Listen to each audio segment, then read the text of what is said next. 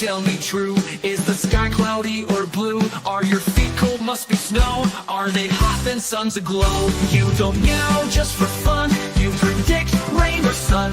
No app or pro can match your grace. You're the forecast with the furry face.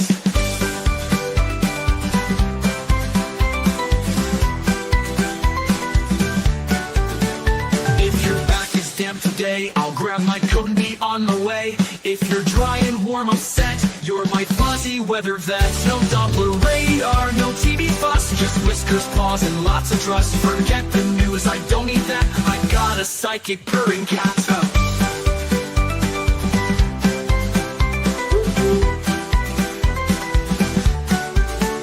No umbrella, I'll take a bet. You're never wrong, my favorite pet. Who needs a pro in a weather blouse when there's a pussycat in the house?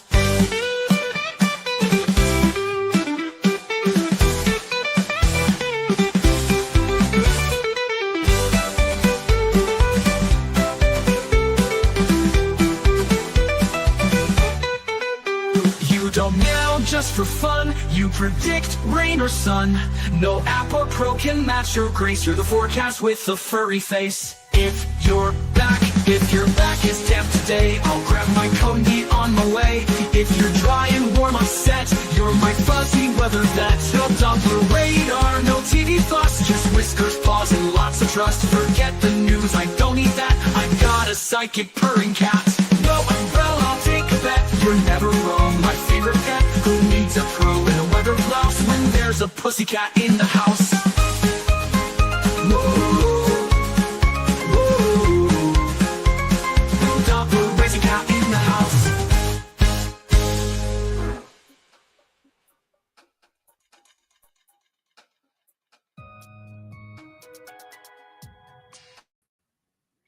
Hey everyone, welcome back. And just to the people who are questioning my sexuality, a visit is never late, Harry.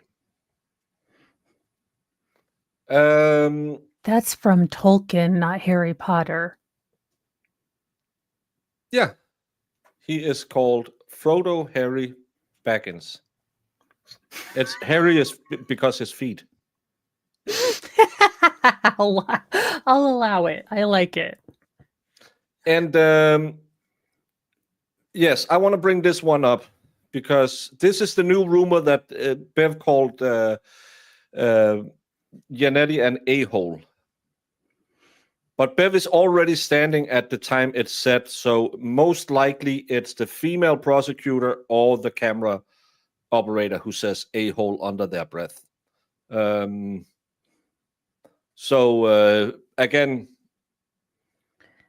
give it two spins around the cycle. It could be her.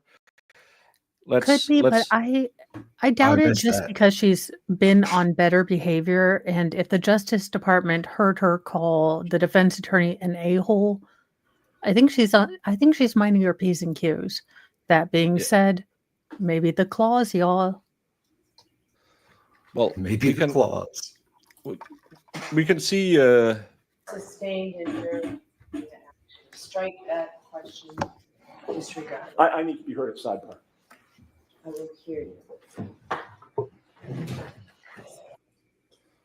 Sustained injury. Yeah, that's not her voice. That's not her voice at all. No. So I would think it's either McLaughlin or the one who is at the camera, if that's a female. Yeah, because it was a younger female voice. Yeah, or at least a higher pitched.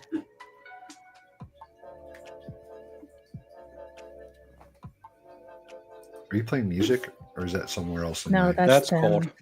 I'll mute Court, and then I'll forget to unmute Court, and then you'll yell at me for unmute Court. That's what I'm here for, buddy. Fair point. Keeping you honest. Fair point. Thank you. I got no, you, someone called Janetti an a-hole. But it's a different, it's a higher tone voice than her voice, so I don't think sounds her. We all wanted to be Bev and someone to come in and kick her off the stand, but it's not going to happen. It was Mo. I'm telling you, the feds are almost there. They've been driving for 3 days. They're almost there to take control of the situation. They're gonna rappel in through the ceiling and Sparta kick Bev out of the chair and like, their this psychic is cats. Canton. And then, you know, this is Canton. they're taking it back. And Okay, Brennan, once in my life, I just want to do a Sparta kick to someone who is like trained in you know, like stunt coordination. It's awesome. Front kicking somebody in the chest with like a real it's amazing. Well, I'm going to need someone behind me and possibly someone to be a pinch kicker, but I just, you know, it's a life dream not to hurt anyone just because it looks really badass. It's pretty good. It's fun. I just want so Valhalla, after I do it, can we do the chest bump thing and I like, you know, be a real dude? You know, get my dude boobs? points. Deal. I just want the guy who turns around only if Valkyrie approves. I'm scared of Valkyrie, so I think she would like a chest bump herself. She's a chest bump kind of girl. Double chest bumps. I'm there. I'm like there and with a spare. I like it. Like but this evidence that apparently all has spares and duplicates and triplicates. That's again. How are we still here? How can so many things be wrong? Again, let's look at this case rationally. It's a simple hit and run case. You'd think so. There's nothing in this case. Did she hit him with a car at 12:30-ish on the 29th of January? No. We are now 15 and a half days into the court. We have no idea how he died. It is a question.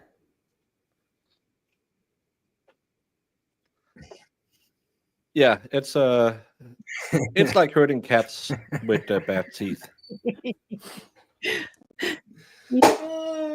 Ew.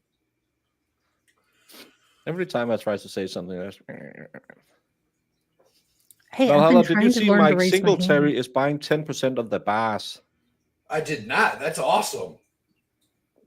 Who's Mike Singletary? Mike Singletary. Yeah, Chicago Bears great. He was a middle linebacker on the Super Bowl 85 Chicago Bears. Monster. Are those the ones that did the bear shuffle or okay. Yep. Then he's my hero. That's the Super Bowl shuffle. Is it like the truffle shuffle? Well, these are all professional athletes, so probably. I've seen centers that's bigger than me, so I know. They don't even have necks. Those poor guys. They're just like heads on shoulders. It's just they're in there somewhere. weird. They've got necks. It's not like a Brian Albert no neck. It's like a no neck. Yeah, they're it's traps like of just no neck.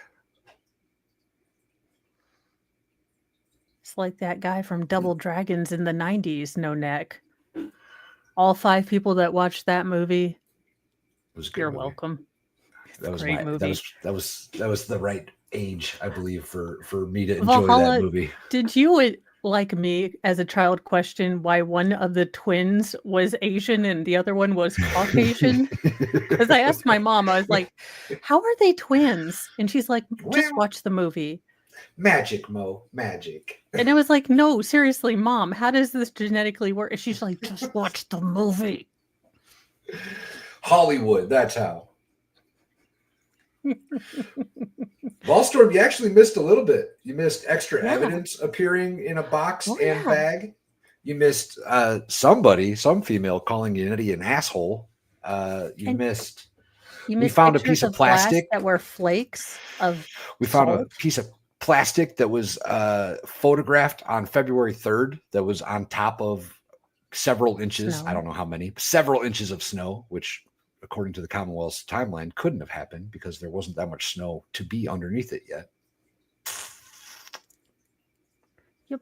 I don't understand why we're still here. I really don't. I continue to ask myself every day. Icky Woods had to shuffle. It's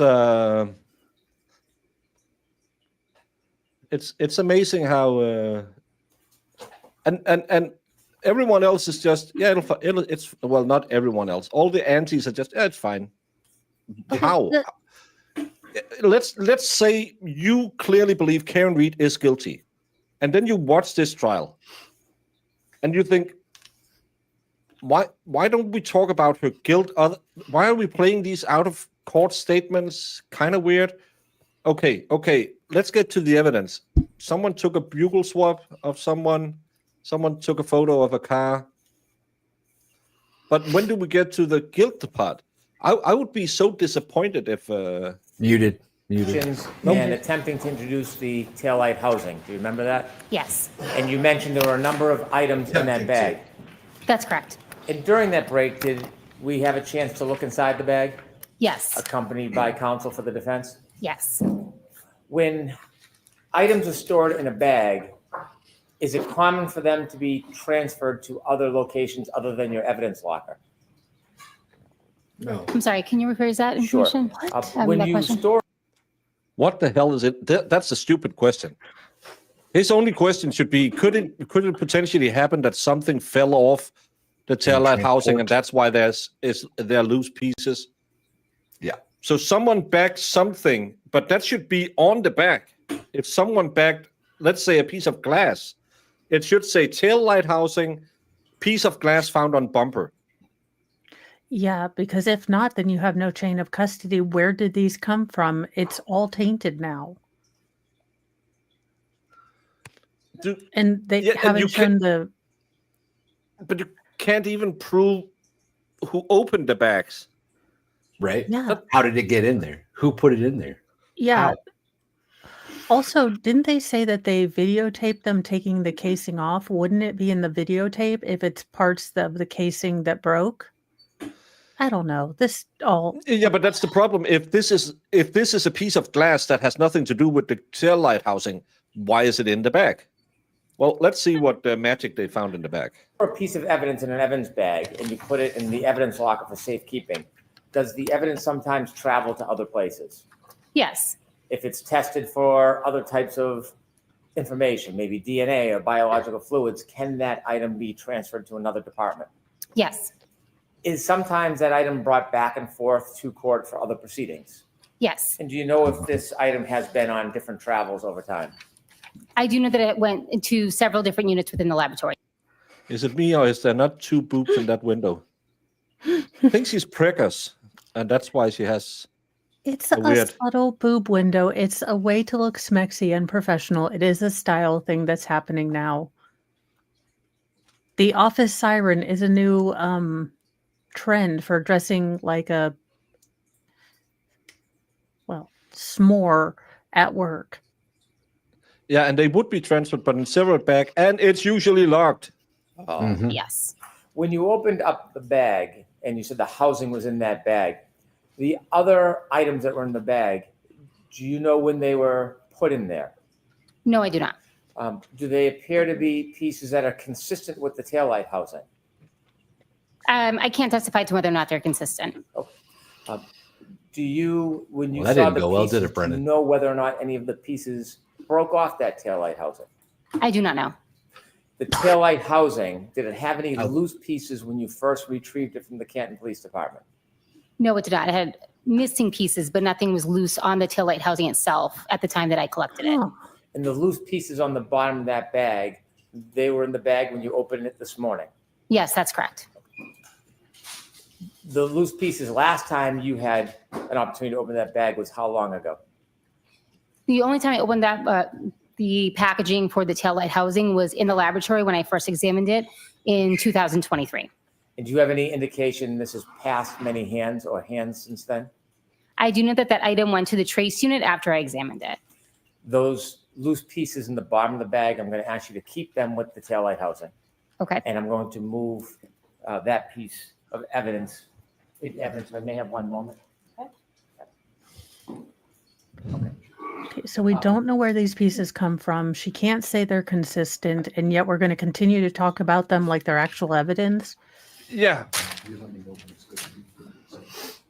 One last Well, I was question. trying not to say ho. When a bag is opened by somebody who's examining it, if there are small loose pieces accompanying the item, is it ever packaged in separate baggies or containers? Idiot, you did that with that extra little piece of glass. They put it in an envelope when Trooper Bukkake Yes. put a piece in an envelope so we could keep track of it, because the bag said 3 pieces of glass and there was 4 pieces in it. You did it in this courtroom last week. Oh my God, why is this a case? At this point, sorry, I'm spitting and angry. At this point, Bev should stand up and say, yeah, out. I'm gonna, with prejudice. Could you imagine if this were Borowski's court? Yeah, Borowski. He would literally be having a stroke right now. Literally. He would Sparta kick Brennan. For real. No, he would have taken it out as soon as the other little piece of glass came out. Yeah, Keith was the guy who did it. Keith? I don't even remember who that was. I think that was we're that going to weird need guy, a lot of swear jar passes. Because but you don't have chain of custody on your digital evidence. You have appearing evidence in bags that couldn't have been opened. It should be really easy. When he asked, has it gone through a few hands since the last time? You take the bag, you look at it, as Brendan said, there should be tape on it, and you read, no, this was opened December 24 by Murray McTaggart. Okay, then we can call Murray McTaggart and say, did you put extra evidence in the bag as a Christmas gift? Yeah, I thought it could be funny. That's why you put the evidence tape and write your name on the evidence tape to show who were in the bag. How come I, a stupid baker with an IQ slightly above 70, knows this and Brennan doesn't? I don't know, Baker, but I think we should get some aloe and ice packs ready for this chick, because Alessi might hurt her soul. Yeah, I don't know. Well, let's see what happens. In the criminalistics unit, so I can only speak for myself in my individual examination, if there are loose items within the item that's packaged with it, I would separate it and potentially separate into a small. Again, so about the defense, you did a shitty investigation because you have evidence showing up you don't know. Especially with missing pieces, can't admit random ones. No, it's not like, hey, we're missing one piece. Let's just put another piece that's kind of not the same. And Brennan's picked the wrong witness. She is not going to testify to anything she didn't touch, and she didn't look at that bag. I think what she's trying to say is that bag was not in there when she was looking at the She's going to say, I would have separated it. I marked it because this lady failed her proficiency exam in DNA testing. So she has already been sanctioned once. She's not going to do it again. She won't lie for you. And that's the problem with him. No way. Because the cops will lie for you. But the ME and the crime techs won't lie for you. Because it's a totally different apartment. Yeah, that's where package and put it inside the larger container so that it doesn't get lost. In addition to the loose pieces in the bottom of that bag, do you see separate small containers of packaging of smaller pieces? Yes, there were 2 smaller containers within that larger bag. And those smaller packages that are separate from the actual larger item, did you put smaller pieces in those small bags? I did not do that. It's done by somebody other than you? At some point, yes. Okay. Who? I now move to introduce that into evidence. Nobody knows. Who? No objection, subject to the explanation and cross-examination. Unless he will move it be excluded after he crosses her. Yes. Well, then he should have objected now, maybe? I don't think he can in the course. I think he has to go through this process. Well, he can object to then admit it at this point. I'm He not said, a lawyer. no objections.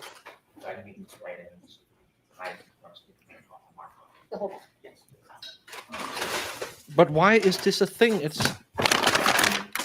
Oh, Is it even? It's not even. I just want to be able to show the small. Oh, okay. So I know it's in here. After it's marked. Sure.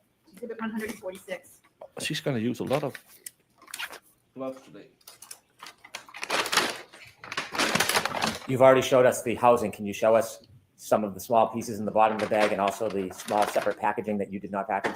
Yes. Thank you. That's how you do it.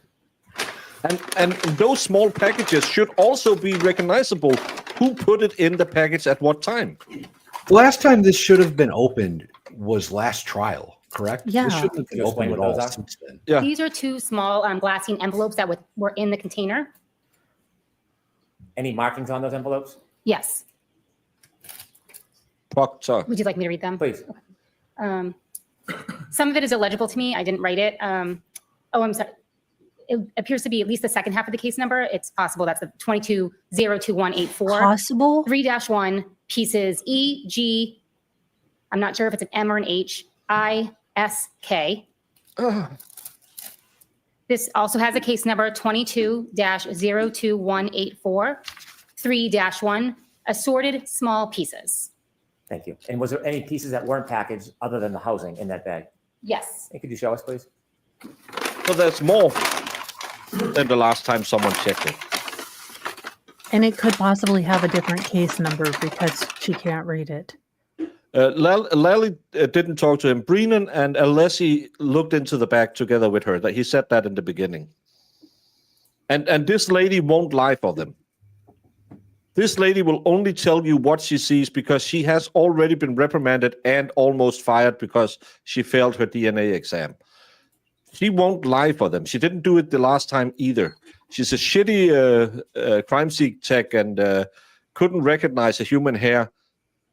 But her, Alessia, and Brennan have looked into the bag because they had to figure out what the hell is this to see if they could go forward. And we will have to see what Alessia do with it.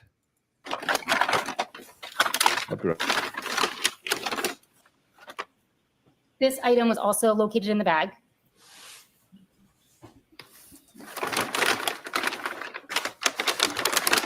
Just got up to take a wee. So there's glass in there as well. I think it was the chrome outer piece of the tail light. But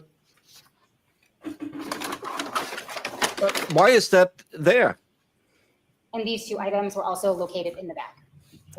Thank you very much. What the hell? Where in the hell are these Mary Poppins? So Brennan, when you didn't think that there was a Bowden defense possible in this case because they did a stellar job. Oh my God. No, she's not, Brandon. This is send him there. When you brought the taillight housing back to the there? lab, did you take it out of the bag and do anything with it? Yes, during my examination, I did remove it from the bag to look at it. After you looked at it or during your observations, did you take any samples from it? Yes, I did. Explain to us what you did. Yes, this is in front of the jury. I took a polyester swab. I moistened it with sterile water, and then I applied that swab to the external front areas of the taillight. Why did you do that? My goal was to collect any potential biological material that was present on the exterior of the taillight.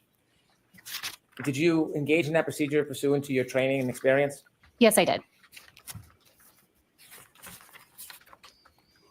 experience. You failed your test. If we could have former P187 back on the screen, which is now an exhibit.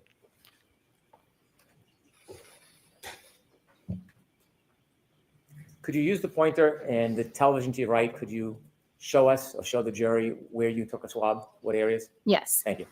So I took my collection from this upper right-hand corner, the red apparent plastic, as well from this area down here, another piece of red plastic, and then these clear apparent plastic here on the front of the taillight housing. Basically, any areas that would have been exposed when the taillight was intact. Why do you take the swab and go to multiple different parts of an item? The goal of this collection was just to determine if there's any biological material in that area. And there's no forensic relevance related to if it came from the upper right or the lower left. I took that collection as a whole. And in addition, there was a very small surface area to begin with. When you took the swab, did you run it along the breaks in the red part? Like the edges here? Yes, the edges. It's possible, yes, that I collected from those edges. Do you have a memory of what parts you actually swabbed? I remember swabbing the external areas of the taillight, those that would have been on the outside prior to any damage being done. Thank you. You can take that down, please. After you engage in the procedure of taking a swab, what do you do to preserve that swab? That swab is air dried. It's then repackaged in a small glassine envelope. A portion of the swab is also put in a clear plastic tube, which is sent forward to the DNA unit. Did you do that? Yes, I did. Why do you go through that type of procedure? Why do you take that many steps? I'm sorry, may I correct my answer from the last question? Please. My apologies. So in this particular instance, the entire swab was cut up and put into plastic tubes for further testing. Why did you do it that way? This item was quantity limited. The swab itself was quantity limited, meaning that they'd have to use up the whole swab in order to run DNA analysis. Did you do DNA analysis on the swab? No, I did not. Why not? I don't work in the DNA unit, so that is the job of a different analyst. At some point, did you take that item that had been preserved and put it into evidence? Yes, I did.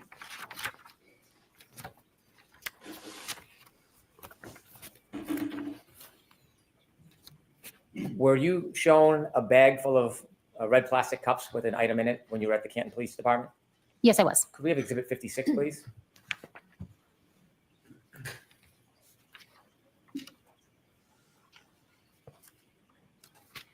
Thank you. This is a photograph that's been marked as an exhibit. Do you recognize what's in that exhibit? Yes, I do. And what is it? Those are 6 red plastic cups that contained frozen red-brown stains. Did you do anything relative to the content of those cups? I took a collection from one of the cups using 2 sterile cotton swabs. Can you just briefly explain what that process entails? Yes. I allowed the frozen red-brown stains to thaw. I applied sterile water to 2 cotton swabs, and then I applied it to one of the red-brown stained cups to collect the material from inside. How do you preserve and maintain the integrity of whatever sample you collect? That sample is then entered into a glassine envelope, a larger envelope. It is then sealed with my initials and date. It is given an independent item number and stored within the proper unit within the lab. Take that down. Thank you. At some point, did you look at clothing? Yes, I did. We just Where looked did at you look clothing. at clothing? I examined the clothing from this case at the Massachusetts State Police Crime Laboratory. Was the items brought to the crime laboratory? Yes, they were. Did you have a chance to unpackage them? Yes, I did. When you received them, how were they stored? They were stored in brown paper bags and I asked my chat, what's in the bag? 65% said Chloe. potentially boxes. I don't remember off the top of my head. Terrible. And did you look at a number of different items of clothing? Yes, I did. Oh, shit. Can I approach you on? Yes. And Don't worry about don't that. think about it. Don't worry about that. And I asked my chat what's in the bag, Bev. I said limited edition melon berry claw solo cups or Chloe's collar, and the limited edition White Claw 1. That's funny. You recognize the first photograph? Yes, I do. What is it? This is a photograph I took of a gray sweatshirt. Does that photograph accurately depict the sweatshirt as it appeared to you when you looked at it? Yes, it does. You look at the second photograph, please. Do you recognize what's in that photograph? Yes, I do. What is it? This is an additional photograph of the front of the gray sweatshirt where I had put some markings on the sweatshirt. Why did you put markings on the sweatshirt? These markings specifically are noting areas of damage. Third photograph, please. Do you recognize what's in that photograph? Yes, I do. And what's in that photograph? This is a close-up photo of the area of damage that I denoted as 1. And a fourth photograph, please. Do you recognize that photograph? Yes, I do. What is it? This is a close-up of area damage 1. Is that a fair and accurate depiction of what you saw that day when you examined this particular item? Yes. Can I move these 4 photographs into evidence? I could just see them quickly.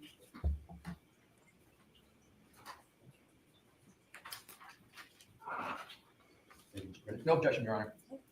So let's mark on one exhibit A, B, C, D, please.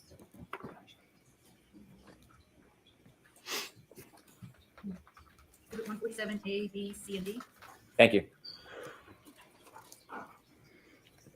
With the court's permission, could we please show former P190 to the jury? Yes. Is that one of the photographs you just recognized? Yes, it is. And could you explain to us what you see? This is the exterior front of the gray sweatshirt. There is linear damage between the top and bottom of the sweatshirt, as well as linear damage. I really hope that they this time bring up the blood staining on the front and on under his arm. Yeah. Because if you're laying on your back, supine, blood doesn't flow down the front of your shirt. That only happens when you're standing up and bleeding out of your face. And then the aunties will say, well, the blood came out of his mouth. Yeah, maybe in this area then, but there wouldn't be down on his stomach. And there wouldn't be over on his side and under his arm. if it's blood. It could just be dirt. Remember that? I have to ask my auto repair professional brother, but I do not think that tail light pieces can reproduce. I don't think so. If you can come back with an answer for that, because I'm not certain. Hold on, I got this. I've raised goats. Okay, I know that reproduction is exclusively a biological activity, and mechanical tail light parts cannot, in fact, reproduce. Well, how are you going to deny they might identify as goats that can reproduce? Did you ask those glass pieces? And I have to say, I watched the documentary once, mostly because there was a girl who was checking the engine called Transformers, and it wasn't about the LGBTQ movement, but in that non-biologic material apparently could multiply because there was more than one of these. Yeah, didn't they have a Transformers? So are you talking about the Shia LaBeouf movie? Yeah, but they had. Oh yeah, I think he might have been in it as well. I remember a brief scene in it. I believe that those were a fictional, mechanical, biological being. Like that was a fake. Man, that's what the lizard people want you to think, man. That's all movies are documentaries. How else could they play in the movie if they weren't real? Come on now. Across each sleeve of the sweatshirt. Do you see the cut down the front of that sweatshirt? Yes. Did you distinguish that cut as any different than the damage on the arm? I did not do any damage analysis on that particular area of damage. Why not? Typically in these type of events, you'll see those types of damage associated with clothing being removed from emerging medical technicians, so they're not forensically relevant. Thank you. If we could turn now to former P194. Greatest of all time. Mo can't wait till we get to P98. No, P90X. That's I hate that, dude. No, P90X, I couldn't do it because the gentleman annoyed me so much. Yes, it is. And there's a little bit different. Was it the same as Tybo? Tabs on it? Yes, that's correct. What are you doing there? I put tabs on each of the areas of damage on the sleeve and 2 on the chest that I was going to examine further. When you put the tabs on, do you write a report or mark it in any way to memorialize it in case the tabs fall off? Yes, in this case, they were marked tabs 1 through 9. Those are not permanent on the sweatshirt. They're actually just pieces of filter paper that I use to mark it. There's 10 tabs on there, at least. I think there's 12. Zoom in on that right arm, please. Okay. 1, 2, 3, 4, 5, 6, 7, 8, 9. What is written on those tabs? Oh, just on the arm? Each tab has a number on it that corresponds with an area of damage that I examined. And when you write a report, when you memorialize it, is that keep an accounting of each? Yes, that's correct. If we could turn now to former P196, which is 147C. What does that depict, man? That is a close-up of the area of damage 1 that I did further examination on. Could we zoom in a little bit on the circle part? Is that a fair and accurate depiction of what it looked like when you examined it? Yes, it is. Finally, like a dog P197, which is exhibit 147B. Yeah. What are you doing there? That's a close-up photo of that same area of damage 1 with a scale included. Oh, heck no. Could they claim that the blood got there from when Karen lifted the shirt to warm him, even if it's BS? Maybe. I don't think it's possible when he's lying on his back that you can push it all the way up over his face. I don't think that's possible, but thank you, Stacy. And Mo said, oh, hell no, too. That does not look... So having had feral boy children and a dog who maybe doesn't like to be bothered when he was eating, I can tell you from experience that is... Okay, I'm not an expertologist, but that looks exactly like when Fry would nip out youngest, most feral to tell him I'm trying to eat and you can't play with my food. Yeah, and he would rip his arm back so you get the puncture, and then the rip. Then you get the tear. All right, and it's too cylindrical. Hold on the top.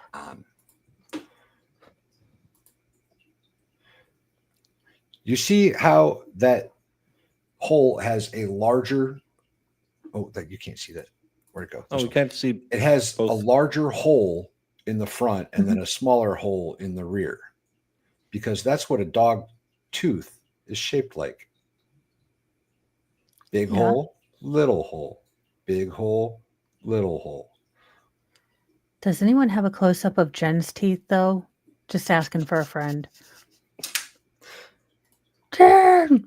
Big hole, little hole, big hole, little hole. Do not clip that.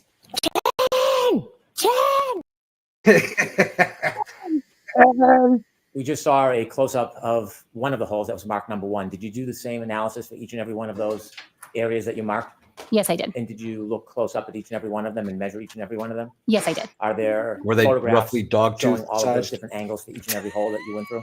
Yes, I took numerous photographs of each area of damage. You could take that down, please. Take it up. In addition to that sweatshirt, did you look at any other clothing items? Yes, I did.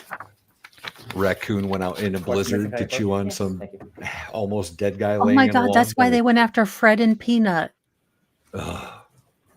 Oh, that's terrible. I'm showing you 2 photographs. If you could Too look at the soon. First one, Too you soon. recognize what's in that photograph? Yes, I do. Sorry. This is Poor item Peanut. 7-17 is an orange t-shirt. Is it fair? Thank you. Is that a fair and accurate depiction of the T-shirt when you examined it? Yes, it is. And the second photograph, please take a look. Yes. Do you recognize what's in that? Yes, I do. What is it? This is the other side of the orange t-shirt. Is that a fair and accurate depiction? Normally, it's I Yes, after it is. drinking. All right, move these 2 photographs of evidence. We get to play that game.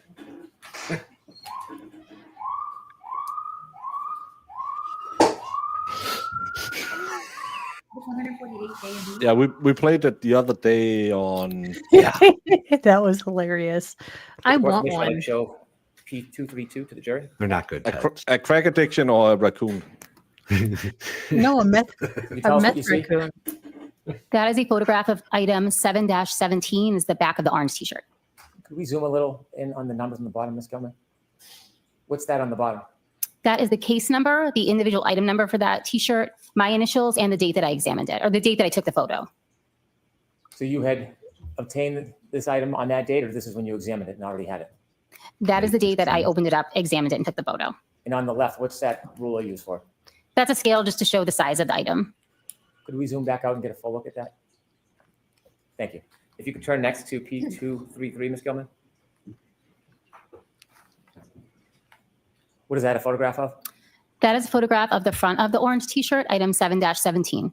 Ms. Gilman, can we first see the bottom left-hand corner? Zoomed in a little bit. Thank you. Why did you place a marker there? I used markers on this item to note areas of staining that I was going to do further analysis on. Did you do further analysis of that stain area? Yes, I did. How did you do that? Any different than the swab you talked about before? This I screened for blood, and I'd have to check my notes for any further testing I did on it. When you screened it for blood, was it a positive or negative result? That was positive. Do you know if you did anything further with it? May I check my notes? With the court's permission? Thank you. Can we turn the lights up, please? Hey, Baker, why are all the things that she marked on the wrong side of the shirt? It happens, ups, down, downs, up, lefts, right. Please. I mean, I'm not Yes, I also spatially performed a aware confirmatory at test for all. blood on that stain. So what's the difference between a preliminary and a confirmatory test? A screening test, other types of materials may cause a positive Yes. reaction. Yeah. For the confirmatory test, it is confirmatory for blood, Anima, I would as well as it disagree, by indicates the way. human blood, although you might get a positive reaction from primate blood I or would ferret blood. disagree. Can we now turn to the top right and zoom in if you would? We see 3 tabs Baker, there. What are we you looking can't for see in it. those areas? Well, you can Those are see 3 us. additional red-brown stains that I performed further testing on. And do you have the results of that testing? So I performed a screening test on each of those tests, and each of those screening tests was positive.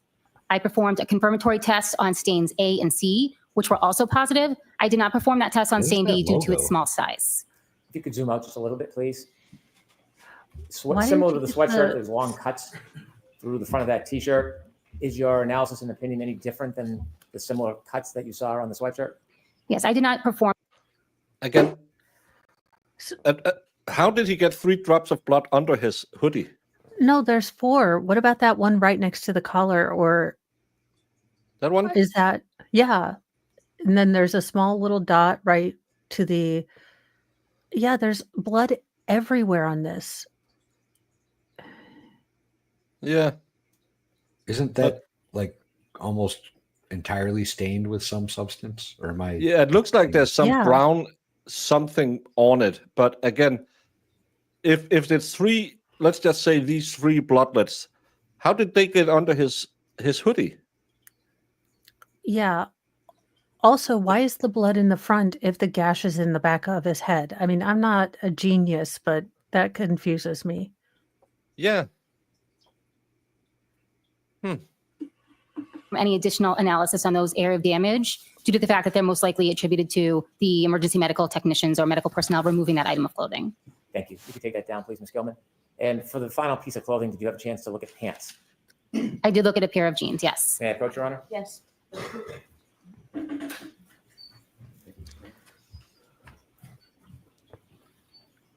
gave you two photographs. The first one, do you recognize it? Yes, I do. And what is it?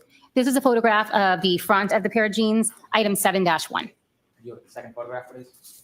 Do you recognize what's in that? Yes, I do. What is it? This is a photograph of the back of the pair of jeans, item 7-1. Do both of those photographs clearly depict what you saw when you examined the photo?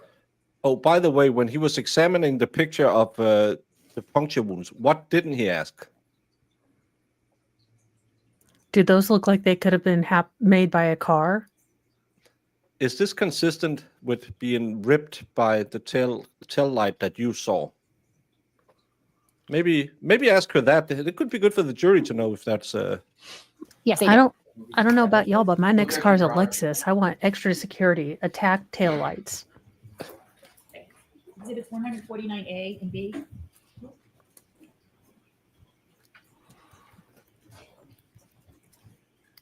With the court's permission, I'd show P242, which is 149A, to the jury. Okay. If there was such a small fragment of tail light found in various places, why is there no tail light embedded in any of John O'Keefe's clothing? They will say there is microscopic plastics found in his hoodie. Okay, but with all the microplastics around, that's not incredibly astounding. Especially because they didn't keep a clean evidence. And this lady, I think, is the one who tested and said, I don't know, I didn't find it. I think it's Trooper Proctor who. No, she just shook the hoodie and some plastic fell out. I believe that's how she claimed it. I don't think that was it. I think there was something weird about that microplastic, microscopic plastic found in the hoodie, but there was something weird in it. The hoodie, if I remember correctly, the plastics that were found in the hoodie, quote unquote, were actually collected by Proctor or something and put in an envelope and turned in an envelope. I don't think they were ever in. Yeah, there was something weird. The lab got it. Yeah, so it was like this little envelope full of plastic dust I collected from the hoodie itself. Promise. Yeah. Yeah. Was there anything of note when you examined these pants? These pants also had linear damage between the top and the bottom, which would be consistent with cuts made by emergency medical personnel when removing the item. If we could zoom in to show those cuts, Ms. Gilman. Those cuts are not important, my brother, because they're made by medical examiners. But that big stain on the pant Can that leg. show P243, Yeah, which is interesting. 149B?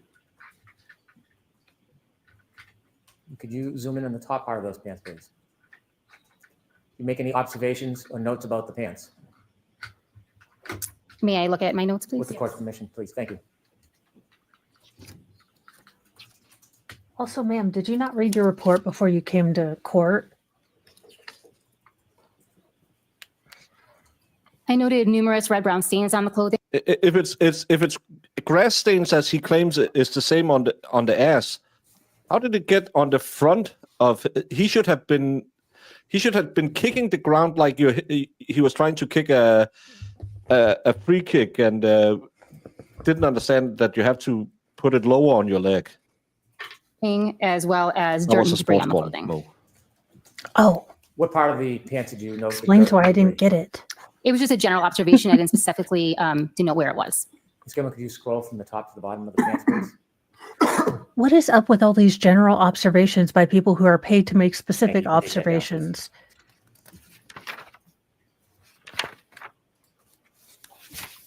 Did you These perform any people additional are great at doing testing 10% of a relative half-assed job. to the clothing that you examined, that being the sweatshirt, the t-shirt, and the pants? I performed numerous tests on each of the red-brown stains on the items that I marked. after you completed examining the red and brown stains, did you do any other type of testing or evidence No, it wasn't her. It was someone with a lighter voice. Go back and listen to it again. collection relative to the clothing? Yes, I did. Could you share with the jury what you did as far as further evidence collection relative to the clothing? Can we take it item by item? How would you Sure prefer can. to do it? Let's start with the sweatshirt. Okay. So in addition to testing the red-brown stains, I collected any stain that was positive or confirmatory for blood. After performing that collection, I also performed a collection around the tears on the right sleeve of the item. That's using 2 cotton swabs moistened with sterile water, which I vigorously rubbed around the areas of the teared areas on the sleeve. I also performed an additional scraping and swabbing of the unstained area of the sweatshirt for any potential skin cell recovery. In addition, I performed a debris collection from the sweatshirt. I want to stop you there. I want you to explain to us in some detail, what is a debris collection and how do you undergo a debris collection? After I've completed all the testing that I'm going to do on the item, I remove any large items that may be present on the item, such as apparent hairs or fibers, anything that I can pick off, I can visibly see with a pair of tweezers. Once that is done, I will do I did a general debris collection where I took a large metal spatula-shaped object and scraped the clothing, or in this particular case, the sweatshirt. And any debris that came off the sweatshirt was put into a glassine fold and preserved. Before you tried to scrape off any debris that was on the sweatshirt, could you, to your own eye, see any debris in the sweatshirt? May I check my notes? Yes. Mo, just remember the George Carlin quote, imagine the dumbest person you know and realize that 50% of people out there are dumber than that. Exactly. Yeah, scares me more than spiders. We're equal to spiders. Not as much as snakes, but snakes are scary. Snakes are the devil. Snakes are not scary. In this particular case, I did pick off a couple of pieces of what I termed black debris. I made no additional analysis of that item. I packaged that separately, and then the scrapings themselves, I did not make any observations of anything contained in those scrapings. So there was nothing of note that I could have put in my notes to further classify them. When you do the scraping, is there a table or a desk that you would see small pieces or difficult pieces? How do you contain what you're scraping from an item? I lay out a piece of glassine paper, which is approximately 6 inches by 6 inches, and I scrape the debris into that glassine, and then I fold it up and put it in an additional envelope to prevent anything from falling out. So if there's any debris, you would fold it in the glassine and then put that in a separate envelope? Yes, that's correct. And did you continue to study and scrape the other pieces of clothing? Yes, I performed that same type of scraping on the orange t-shirt. That scraping was combined with the scrapings from the sweatshirt. I performed the same scraping on the jeans as well as the boxer shorts. In that Okay, scraping wait, process, pause. did you acquire? So we don't keep a separate baggie for the scrapings from the sweatshirt, then the shirt, then the jeans. We just scrape everything and put them in one daggone bag. Yeah. Yeah. This is hurt. Like, I got out of science because it had a lot of math, and let's be real, I spend 3 hours doing sock puppets. So honestly, I wouldn't be trusted with it. But this is hurting my attempted, Miss Frizzle heart. Miss Frizzle would not allow this bullshit on the Magic School Bus. That's all I got to say. Fire debris. Yes, there was some visible debris. How small were the pieces? I did not make any measurements of it. Why not? That's done by a different analysis unit, so I didn't do any type of analysis on that debris. How small or large were the pieces of debris that you scraped from the clothing? I did not take any measurements of them.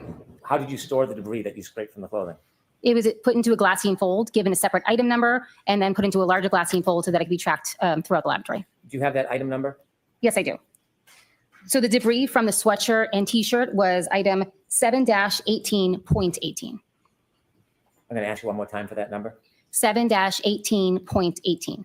And that's the debris that you scraped from the shirt and the sweatshirt. Correct. Did you do any debris scrapings from the pants? Yes, I did. Was any debris produced from the pants? Yes. Was it similarly packaged? Yes, that's correct. Was there a different item number given for the pants? Yes. And what was that item number? May I check my notes? Yes. Thank you. Even Bev is 7-18-17. Were you there? That at any item number, time? the debris from the jeans, was 7-1.8. Damn, I was off.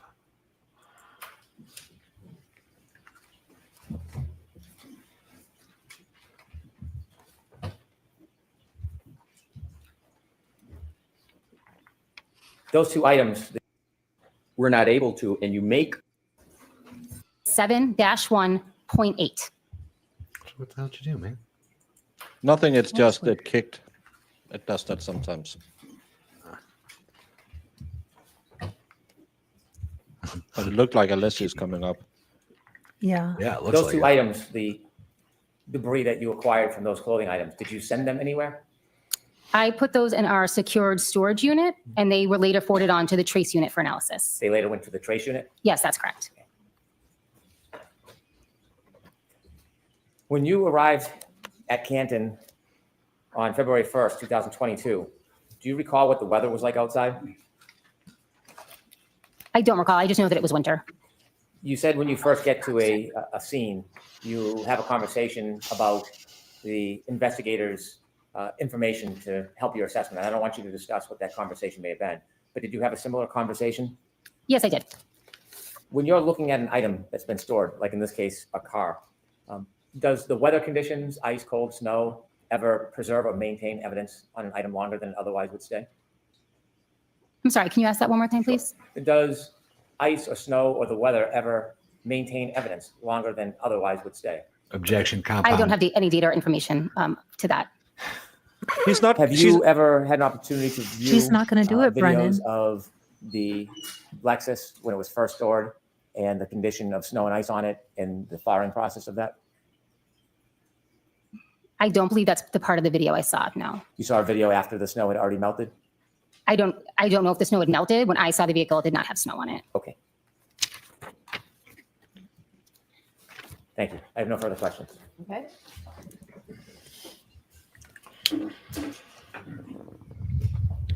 Get some aloe for her, unless he's going to be kind and destroy her soul. So he's going to be all peppy about it, and you'll just see her soul leaving her body. Your Honor, may I approach? the Yes. witness? Thank you.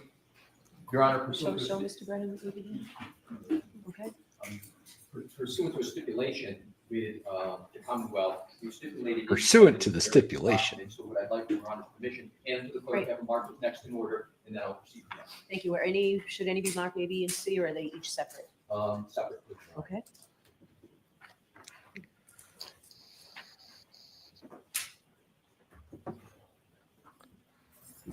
I love that Krusty just used the Plevin defense. I know English is not your first language. Just because I said she should get off the mom juice. So I had to say, get off the mom juice. You sound wasted.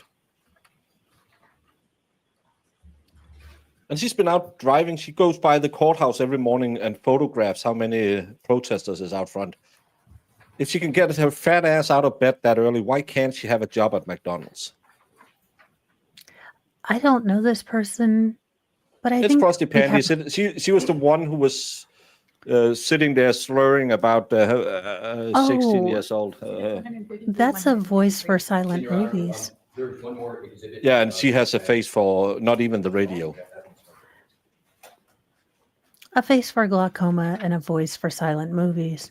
She really is talented.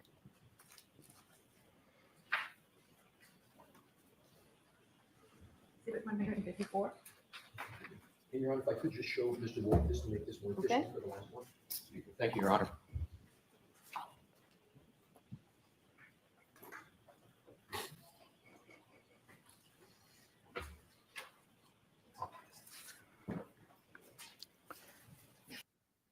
I like that Karen looks relaxed today because, well, you guys know I deal with chronic stuff, and the days after usually aren't great either. So just that she's looking relaxed. Okay. To be fair, my side profile isn't my favorite, but that's a. Does she go around on bicycles asking, "Where? I'll get you, my pretty, and your little dog too"? Well, she has quite a pronounced hump on her back as well. Thank you for that opportunity, Your Honor. And if I could, please, I'll leave these here. These are all going to be published with your. I'm sorry, Well, if Chad. Disney ever remakes Hunchback of Notre Dame, we've got their Quasimodo ready. Put that on your LinkedIn, sweetie. It'll help. Unless they may approach for the witness. Thank you. Sure, thank you.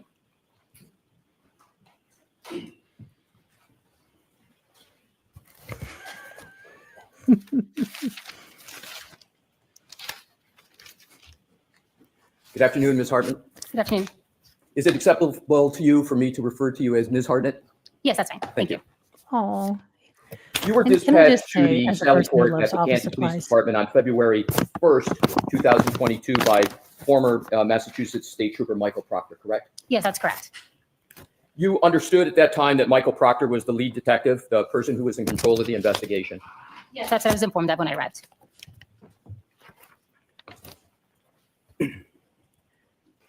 While you were there, one of the things that you did initially was to conduct an overview of the vehicle meaning the black Lexus SUV that you talked about extensively on direct, correct? Yes, that's correct. That was important to you, given the limited information that you had at the time about what was contended to be a potential motor vehicle pedestrian incident, correct?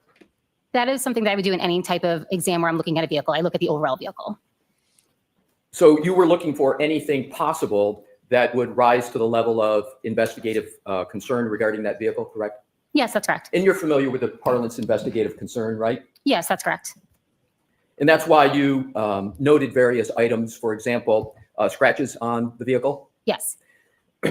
You didn't draw any conclusions as to where those scratches. If you're talking about the guy with the pronounced jaw, he's the guy who does the tech stuff. yeah, came he's a from good those. guy. No, I did not. Yeah. The Yes, I dent have that you noted and photographed that you discussed on your direct examination, you likewise made no conclusion as to the source or cause of that dent, correct? That's correct. And you did therefore not make any or draw any conclusions as to whether that dent was caused by any motor vehicle or pedestrian accident, correct? Correct. You're a forensic scientist too for the Massachusetts State Police Department, as I understand it. Yes. With regard to the taillight that you spoke about rather extensively on your direct examination, you likewise were not able to, and you make no conclusions as to the cause of that broken taillight, correct? That's correct. And you draw, therefore, no conclusions with regard to whether that taillight became in the condition that was discussed on direct examination pursuant to any alleged motor vehicle pedestrian incident, correct? Correct. The dent, the scratches, the broken taillight on the Lexus, to your knowledge, as you sit here today, could have existed before February 1st, 2022, when you went to Sallyport, correct? Yes, that's correct. And to your knowledge, the dent, the scratches, the broken taillight could have existed before January 29th of 2022, correct? Yes, that's correct. You also looked for, as you stated, tissue, blood, biological material, and things of that nature on the vehicle, correct? Yes, I did. In that inspection of the vehicle, you didn't see any visible stains or tissue on the vehicle, did you? No, I did not. You were told, Ms. Hartnett, that there were wounds on the right arm of Mr. O'Keefe, correct? Yes, that's correct. This is Hartnett, the one who did the DNA swabs and certain examinations. She's kind of a waste. She didn't do anything. She just took some swabs and she did it really poorly. The good thing is that we found out that non-organic materials can reproduce just like a transformer. Or that movie, No Batteries Included. The time you went to the Sallyport on February That was a good movie. 2022, you were not shown When the a baby photograph robot came by back to anybody life. of the wounds on the right arm of O'Keefe, were you? No, I was not. However, you've seen since then a photograph of the right arm of Mr. O'Keefe and the wounds on that right arm, correct? Yes, I have. With your honor's permission, if I could publish Exhibit 1 in evidence? Okay. Thank you. Yeah, we're not going to that one because that got us demonetized. Ms. Hartnett, I'd ask you to take a look at that. You earned more than your $2 in ad revenue True, anyway. true. So Never mind, you guys. You recognize that what's depicted in that Exhibit 1, correct? Yes, I do. And you've seen that pattern of wounds on the right arm as depicted in a photograph of the decedent before, correct? I've seen this photo before, yes.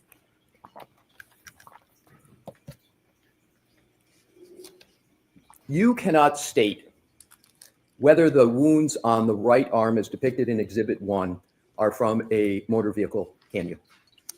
That would be on the scope of my expertise. I don't make any conclusions on injuries on the person. So the answer is you cannot and do not make any conclusions with regard to the source of the wounds on the right arm as Mr. O'Keefe as depicted in that Exhibit 1, correct? That's correct. And you're also not able to state whether you observed anything on the vehicle. Mr. Leslie, can we put are you done with this? I'm not yet, Okay. Your Honor, but I will let the court know. It'll be shortly. Thank you. And you cannot state that you observed anything on the SUV that would cause the wounds on the right arm of Mr. O'Keefe as depicted in Exhibit.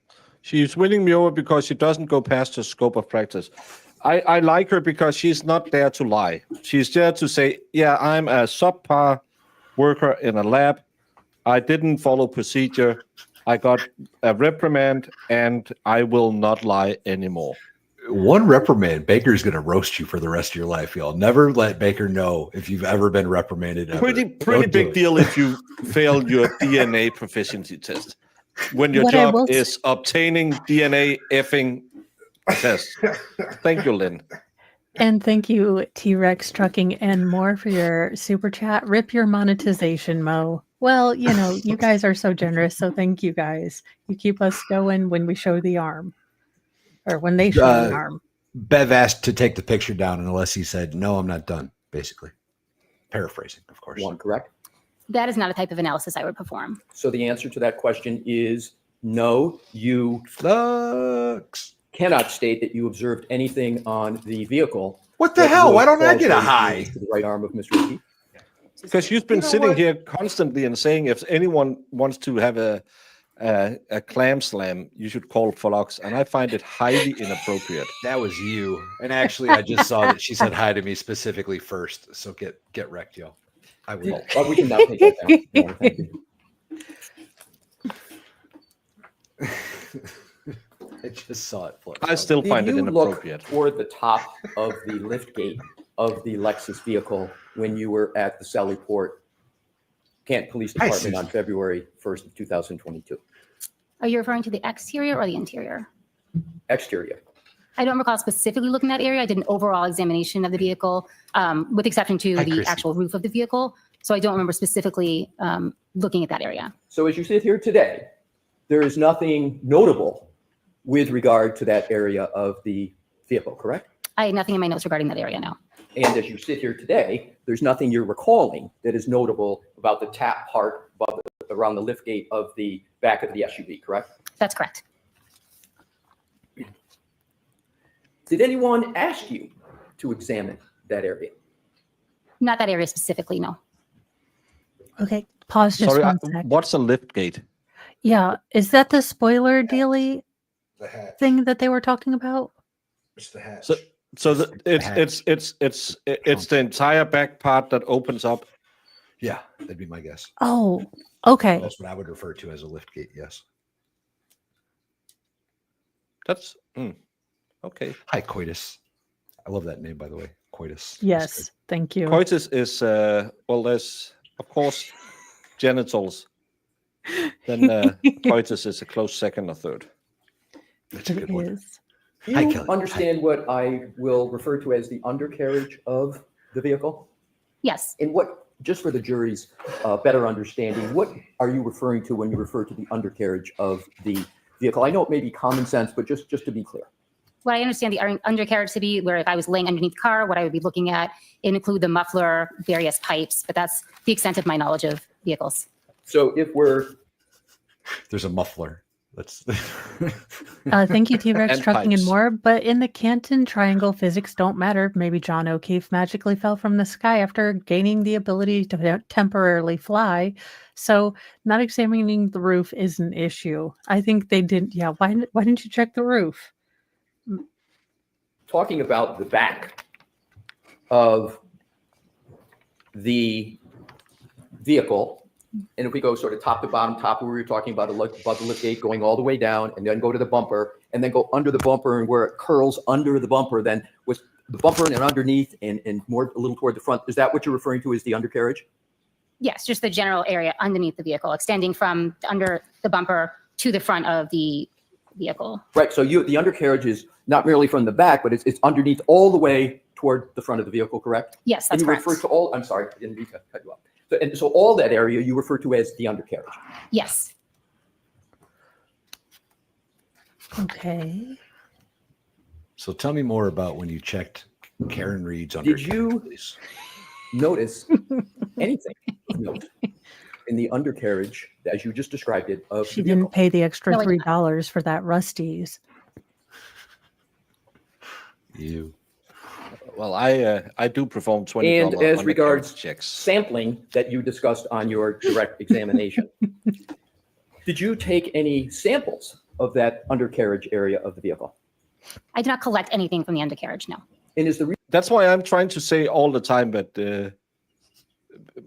again, people will just take it out of context if I'm sitting here saying, so did she swap the back door? And then Mo will say, we don't say that. So, why?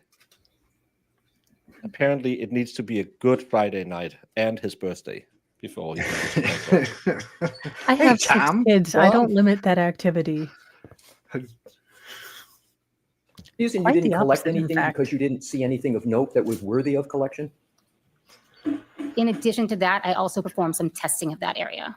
And what testing of that area did you perform? We call it I the performed cooler helmet. screening tests on some of the lower lying areas of the undercarriage, on the tire flaps, the edge of the bumper, the muffler pipe. And what were the results of that testing, that screening testing? Those results were Pretty negative. much, yeah. And negative for what? It was a screening test for the possible presence of blood. So No, on no the entire blood. undercarriage, from where we started in the very back, all the way underneath, all the way up to the And front. T-Rex talking. Thank you for a The super screening chat. test My came- mind is permanently in the gutter, so these two need to stop saying undercarriage repeatedly because it's making me giggle. Wait till they get to her muffler. That negative for any But blood chink. or other biological material or anything else of note that would be part of that screening test. So I did not perform a screening test on the entire undercarriage. I just performed the screening test on the lower lying areas, and those were all negative. And there was also no visible staining in that area, so that is correct. That test you performed on the undercarriage is also known as a pap smear. What I'd like to do now is to talk about sort of overall what we just discussed. So you discussed certain damage to the vehicle. Terrible. You have no way, you had no way on February 1st, and you have no way today of knowing whether any or all of that damage was pre-existing before January 29th of 2022, correct? That's correct. So it's possible that all the damage that you've discussed could have existed before January 29th of 2022. Yes, that's possible. Cool. Are you aware of the odometer reading of the Lexus when it was in the Sallyport garage? No, I'm not. If we showed you a document in evidence that would have that on the mileage on the odometer, might that refresh your recollection as to what the mileage was? That's not something I made a note of or even observed on the day that I was looking at the vehicle. Okay, so you were there with Trooper Clark on February 1st, correct? Yes, that's correct. Are you aware of whether Trooper Clark observed and took a picture of the odometer? Are you aware if that happened? I'm not aware of that specific picture.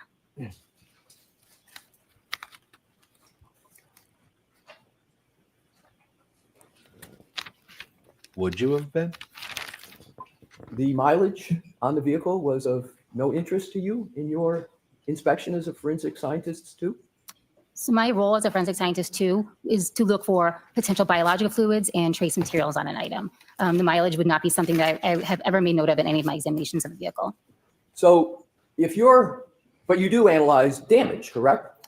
I performed damage analysis on textiles and softer materials, not on vehicles. But you performed a damage analysis on this vehicle, correct?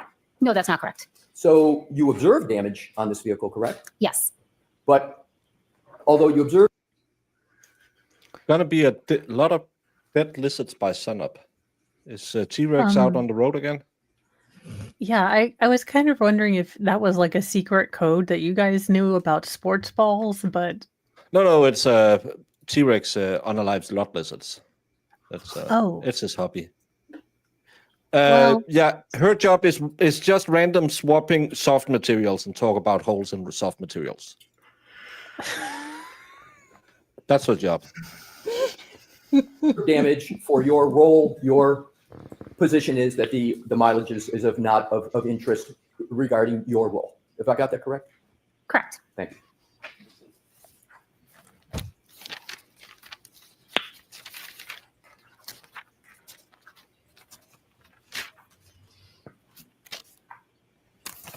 Moving on to another category, you spoke on direct examination about solo cups and 6 solo cups, and there were depictions put on the screen. Do you recall that? Yes, I do. So on February 1st, in addition to taking some swabs from the vehicle, you also mentioned that you took swabs of, as I would call it, frozen red-brown stains located inside the red solo cups? Yes, that's correct. Other than in this case, did you ever have to take swabs of red stained material from solo cups that people usually use for other purposes? I've never performed a collection like that, no. So this is the first time you ever performed a collection like that, correct? I mean, the collection process itself is standard, applying the sterile water to the swabs and putting it in a potential stain of interest. However, no, I've never collected a sample from a red solo cup before. Have you ever taken a sample from a red solo cup since that February 1st? But no.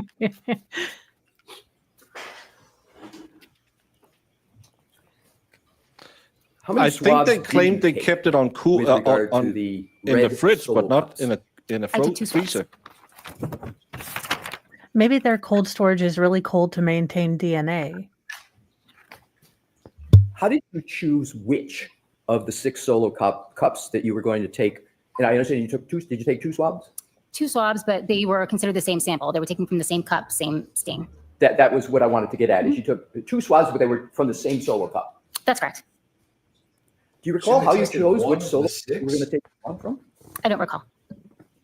Could that be of significance, which one you chose and why? In this particular case, I did not believe it was significant at the time. Did you confer with anybody as to what might be the best solo cup from which to take the swab? I did receive information about where those solo cups were collected from, which helped me making that decision. I'm just saying, in What any now? other case with any other judge, none of this would have been allowed in. Why didn't we There's test no the chain other of custody 5? on any evidence in this case, and now they have even broken chain of custody between the 2 trials. So, yeah, post OJ, why isn't there 100% watertight bulkheads between everything? So you know this is from here, this went there, this guy opened it, this guy closed it.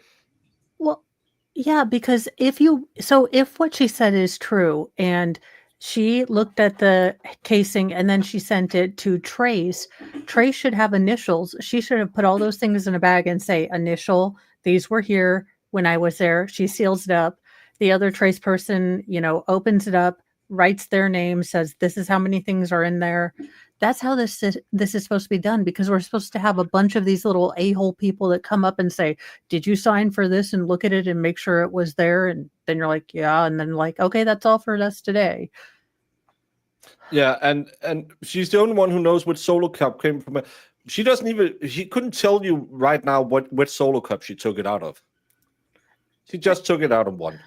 And someone told her where it was from. Somebody told her where to get, like, which cup to use, right? Like, Yeah, where it was collected. was it totally doesn't make Proctor sense. or Buchanan by chance? Because that's kind of sus. Yeah, it's that cup right there you should test. That's the one we want tested. That Yeah, one. let's hear. That one. As a forensic scientist too, you're aware that blood stains can contain, and these red-brown stains here, could contain multiple contributors, correct? In some instances, that is correct. What's a multiple contributor? Multiple people. A multiple contributor, I believe the term more used in the DNA unit. However, having many contributors to a particular stain just mean there may be multiple sources of that biological material. Do you know which red-brown stains that are contended to be found at the scene relate to which solo cup in the bag that these solo cups were in? The information I had at the time were that these were collected from a single stained area from beneath the victim. But you don't have personal knowledge of that, correct? No, that's correct. I was not present at the scene at 34 Fairview. Mm-hmm. If the swabs were taken from multiple stains, you would have no way of knowing whether the swabs were taken from the same stain, correct? Can you rephrase that, please? Sure. If the swabs were taken from multiple stains, you wouldn't know where the swabs in particular came from? So are you speaking of the swabs that I took? Yes. So the swabs that I took, I know came from one of those 6 cups. And I was informed that those 6 cups of red-brown stains came from a single stained area underneath the victim. That information you just spoke about, was it put in any note that you read? It was something that I had in my notes. Did anybody else convey that information to you at the Sallyport?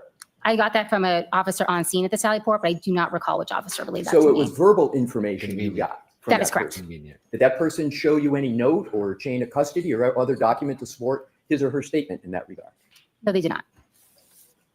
Ultimately, once you did take those swabs from a single solo cup, what did She doesn't run the test, she just obtains the evidence.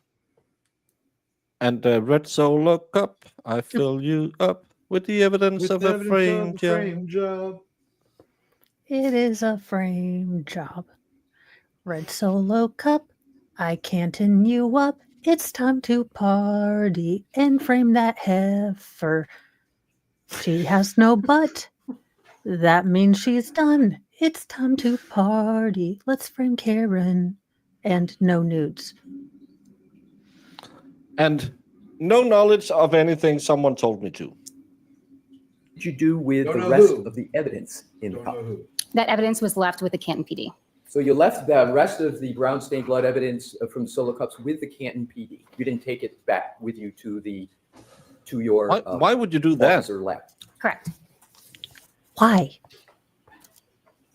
DNA testing. Let me was just- not What are they going to done do with some blood cups? I don't believe it was. No, no I'm testing was going done to on those dip swabs. my thing in one of them, and you can just keep the rest. So as we all sit here today, Wait, what did she just say? there has been no confirmation of whose blood those swabs relate to, correct? At this time, those were not tested for blood at all, so I couldn't confirm that they were blood, and no additional testing was done. That is correct. So therefore, we don't know any person or persons they might relate to. That is correct. They never tested the blood. They never tested the And blood. thus, we don't know Are you if there kidding me? were multiple contributors to those stains.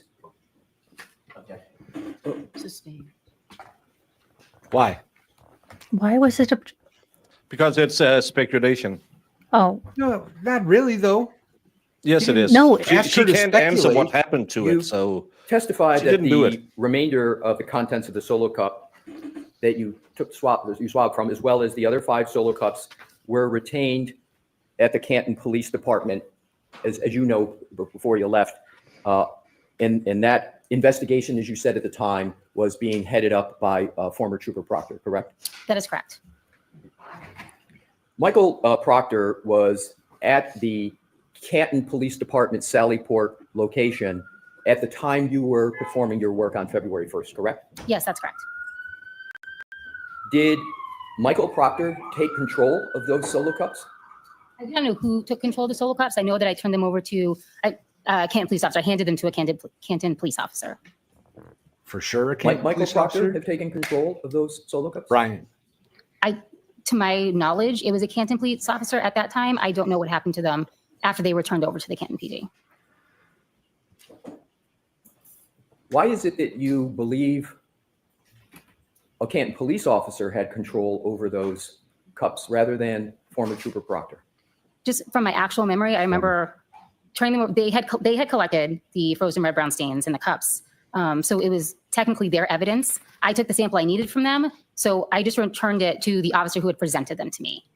So therefore, after you presented them, you don't know who took control of those cups. Is that a fair conclusion? Yes, that's correct. Sorry, I didn't mean to cut you off. That's okay. My question probably wasn't all that clear. Let's see. Ultimately, during your work and inspection of the vehicle, the SUV, the right rear taillight housing was removed as you testified to on direct examination, correct? Yes, that's correct. And you testified that a Canton police officer sort of helped you with the last stage of the removal of that taillight? Yes, that's correct. Do you know whether that officer was wearing, do you have a distinct recollection that that officer was wearing any special protective gloves? I only know because I have seen the videos recently that he was wearing gloves. I'm sorry, I didn't hear your answer. I only know that he was wearing gloves because I have recently seen the video. I do not have a firsthand memory of that. You said you recently saw a video. When was that? Monday. Lunch break. And what was Maybe, I'm sorry. Let me correct myself. What day is today? I saw it Thursday, excuse me. And what was the circumstances under which you were reviewing a video? I had just recently found out there was video, and it's just something I wanted to see in case I was shown it on the stand, so I knew what it consisted of. I haven't seen it prior to last Thursday. Did you testify to that on your direct and I missed it, or did it not come up? Viewing a video. I'm sorry, yes, I believe I was asked if I had seen the video, and yes, I had. Okay, No. thank you. Now back to I don't. Maybe I had a pee break, but I don't remember that. Mr. Woke, if we could have Exhibit 145 published. Okay. With your Honor's permission. Thank you. We have up on the screens, and I know you went through this on direct, so I'm going to shortcut it. This is the tail light at the lab that you were talking about on direct, correct? Yes, that's correct. And that's the taillight housing that you submitted to the lab that you had obtained from the Sallyport garage, right? Yes, So correct. just to cover quickly some basics, there was one swab taken that you mentioned on direct of that taillight. Yes. And you testified, if I remember correctly, on direct that well, it's better for you just, if you could with a pointer, is just show the areas you covered with that one swab. So I collected the swab from any of the, what would have been exposed areas of the taillight when the taillight was intact. And if you could please, just give like a perimeter full, I know it's not a circle, but whatever it is, just full perimeter so the jury can see the entire area that you swabbed. Sure. It was this upper right-hand red area, this portion down here, I believe it's red. And then there's also a portion of clear area in the front here that was swabbed. And that was all contained on a single swab. Thank you very much. So I want to keep this up if I could, Your Honor, but we can have the lights back on if that's acceptable. So thank you.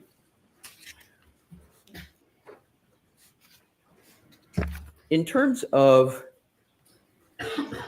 the swabbing, you did not swab, therefore, any other area of that taillight, correct? Including the area to the left of where you just drew the circle, if you will, around, correct?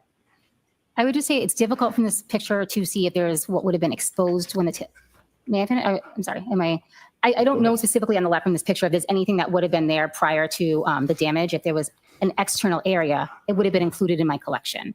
So I just didn't include any of the internal components of the taillight. So if I'm missing a piece over there that would have been on the exterior, then I apologize. I just can't see it in the picture if it's there. Let's just assume my discussion and my questions. You don't have to assume this. My questions are just with regard to the inside of the taillight, because you've very nicely governed and talked about the outside of the taillight as you described it, where you swab. Now I want to go to the areas that you didn't swab. Okay. Whatever you best can do to describe the areas of the taillight that you did not swab. Okay. And if you could use the laser pointer, if that Sure. help you. So I did not swab the internal areas of the taillight. So here where the light bulb would have been, or down here where it's gray. And focusing on the more, is it okay to call it the inside part of the taillight? Is that acceptable? Okay. So That's just point I've been pointing out every single time we see this, because I say this would, to me, make sense. If you want to get this side off, Yes. you would pry in here and then you'll flip it out, and that would also make this very clean, nice break that you have here. If you inserted a metal rod in here and pried it outwards. Pocket. A screwdriver, a a Leatherman tent pole. tool. I don't know. Oh, this could be the metal that was exposed. That Okay. That Carrie it's a was on different about. angle than the ones we've seen. I mean, but yeah, just there's a again, big scratch here that shouldn't be here. with the use of English, I mean, I don't classify this as a crack. This is broken. Everyone on the 29th said cracked, not exploderated. Yeah, I can't think of a single human being that would use the word cracked to describe this taillight. That's crazy talk. If we look at what's today, you have, I think, a piece like this is still missing, and that's why I'm saying that if you were in a bit of a hurry and had to get to a crime scene and pepper it, you would grab the piece that's in here and just yank that out. And then later, when you have a little bit more time and you needed a few more pieces, because the piece down here is the one that Berkowitz found. This area is what Bukaki finds. And all of this is what Trooper Proctor finds. And I still say that if you jam a screwdriver into the hole that was left after you took those 3 middle pieces out here, you would have a very good way to look how clean the break is on this. That's pretty consistent if you jammed the screwdriver in there and just yanked it this way. This is what I've been looking at the entire time, is that line just doesn't make sense. Mm-mm. But I love how pristine it is after been driven around in a snowstorm twice. Yeah, no salt drops, no water condensation, nothing. Not a thing. The inside of And again, the only thing that's busted inwards is this area. Kind of consistent with if it's been broken in by something that impacted just this area. taillight, to be clear, And then you yank that off because there's 2 missing pieces around this part that's still missing. And then there's a tooth sticking up in the middle that was found on the first day. you didn't swab that area. No, I did not. Thank you, Geek Butts. In terms of where you did swab, given that you swabbed with one swab the entire area, you are not able to say precisely where any DNA might have come from? Just that it would have been present. If there was DNA present on that swab, it would have come from the external exposed area of the taillight, should the taillight have been intact. But again, on the inside, because you didn't swab the inside, you had no evidence of DNA on the inside of the taillight, correct? Correct. I did not swab the inside. With regard to the, what we'll call the outside where you did swab as opposed to the inside where you didn't,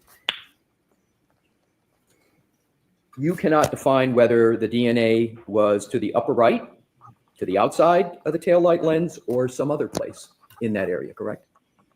No, I wouldn't be able. Yeah, I might have taken a bio break. I didn't hear her talk about, yeah, I watched that video and saw the taillight housing was removed. So I don't know if she did. To narrow down where on the external portion, external front. I mean, I didn't swab anything in the back that was attached to the vehicle. So anything in the external front, I would not be able to narrow down any further where, if any biological material was present, where it was recovered from, specifically on the external area.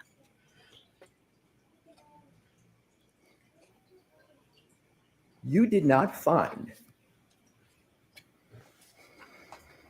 any glass on the inside of the taillight. Are you referring to like loose pieces? Any kind of glass at all. I did not note anything unusual inside the taillight. I'm speaking, thank you for that answer. Sorry, I'll just do this, just to be annoying. Can you all see what this is? It's broken. It's broken inwards. Thingamabob. Yeah. Yes. Where like it should be if you were to say back into a car. Yeah, but if this whole area had exploded, some of it would get trapped inside the taillight housing.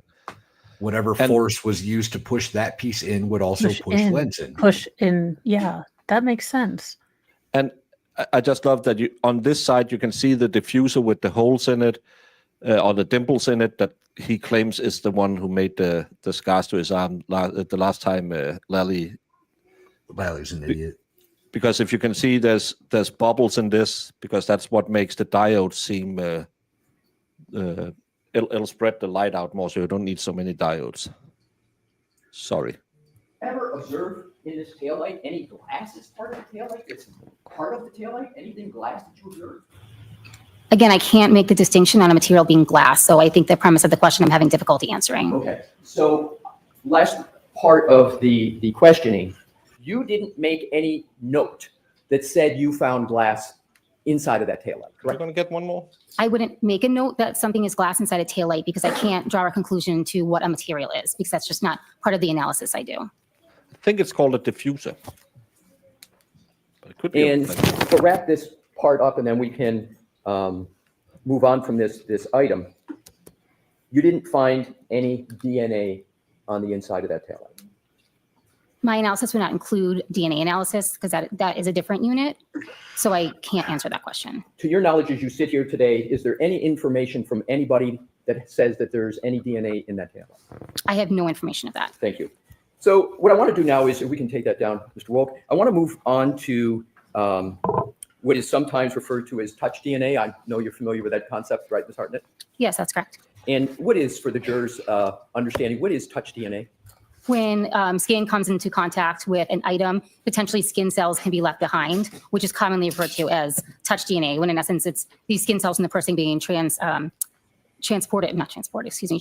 to another object or item. So is this a fair example that if I walk by the podium and brush my hand against it like that, I could very well leave touch DNA on that podium, what I just did? Okay. So stand without more foundation from this witness. Thank you, Your Honor. So is it possible for me, as I'm sitting here talking, based upon your knowledge, to leave touch DNA on this podium? Same. Yeah, thank you, Your Honor. Are you familiar with the process by which a person can leave touch DNA on the surface? Yes, I commonly defer to biological material because that is what my expertise is in. Skin cells can be transferred to an item, and skin cells can potentially provide DNA. So do palms of hands produce skin cells?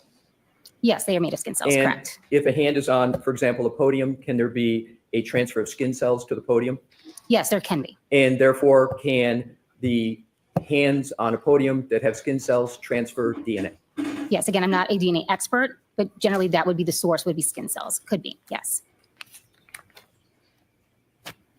You also indicated that you collected apparent glass from the rear bumper of the Lexus, correct? Yes, that's correct. And you use the term apparent glass, as I understand forensic science, because at the time you're not really sure what it is, right? So you use the word apparent glass, and you can't take away the apparent until there's a confirmation that it is glass, correct? Yes, that's correct.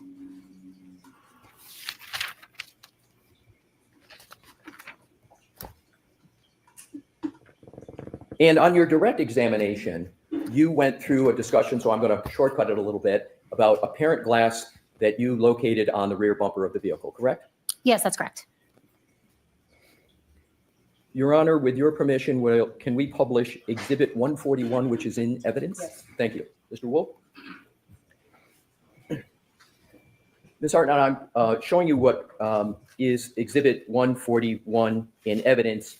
And I know you know this, and I know it's been discussed. Could you just give a brief summary of what is depicted in Exhibit 141?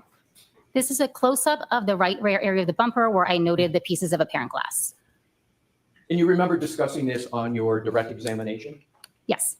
Now, I just want to cover some basics with regard that weren't covered on the direct examination.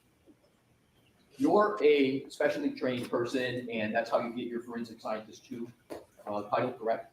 Yes, it means that I've gone through all the training within the lab. And all that training and all of those procedures are important and necessary because the collection of evidence is important, correct? That is one of the reasons, correct? And if those protocols aren't followed, then that can lead to incorrect conclusions, correct? depending on what portion of the protocol is involved. But yes, it's But possible. certainly, at a minimum, it increases the risk for an incorrect conclusion or observation, correct? Again, it depends on what part of the protocol is involved, but it's possible. I assume it's therefore important to you that the protocols are followed so that the Eris, mommy, this is if you didn't watch the first trial, this is what we yelled the entire time, because the bumper would have hit his lower part of the body, or else he would have been standing with his arm out to the side, stretched out, and hunched down to hit the tail light. Because if they did what they claimed in the first trial, he was standing like this, the bumper would have taken out his hip area or his knee area and broken both his legs, most likely, and his hip on one side. The best result and the best collection, and therefore the best analysis occurs, correct? Well, I make every effort to follow the protocol. Cool. Is the Thank you for quantity of choosing the us. material you observe and collect also relevant, perhaps not to you, Yes, but it to other does. persons in the investigation? Yes, it can be. And therefore, it's important not only to get the type of material correct, but to get. But that was the big problem in the first trial, is none of it makes sense. If you want, they want to claim it's a side swipe, but a bumper extrudes over the back end of it. And this is why we're He all doesn't yelling, have any why the lower hell is this a bladder. trial? Yeah, he doesn't have any lower body or torso injuries. He doesn't have anything other than, He doesn't have any injuries outer that you arm get in a and car a gash on his head, along with several small lacerations near his eyes. So none of this comports with a vehicle crash. I mean, you only have to look at, and it's not a direct analysis, but the pictures of Gordon Ramsay when he was on a bike and fell over or got, bumped by a truck. I mean, there's Yeah. no way. The quantity correct. In some instances, yes. And with regard to your work on this vehicle on February 1st, do you recall discussing the observations you made with regard to the rear bumper? I'm sorry, can you ask that question again, Sure. please? On direct examination, you talked about glass on the rear bumper, correct? Yes, You apparent talked glass. about what you observed, you talked about what you put a sticker on, you talked about what you collected, you talked about the transport letter, correct? That is correct. And you put it in your notes and you talked about it on direct examination, I assume because it was an important part of the work that you did. Yes, there's a piece of evidence that I collected. Correct. And therefore, it's important for you to have made correct observations and to make correct collection, correct? Correct. Just in case y'all forgot, this was Gordon Ramsay when he ran into a car on his bicycle. This is his impact with the ground after. It's not the car that hit him there. It's when he ran into the front of the car, flew over and landed on the ground. But similar injuries should have been found on John O'Keefe's body because he was spun through the air and landed on the ground according to the Commonwealth. Yeah, his buttocks should be bruised. I mean, his back, he might even have secondary spinal injuries if this happened. I do have cookies sometimes. Cookies are awesome. This is the injury you should have seen on John O'Keefe. Yeah. Somewhere, at least The, a part of with your his honor's body should have been permission, that if bruised. we could publish Exhibit 133. If I could have a moment with Mr. Woke just to do this efficiently, Your Honor, thank you.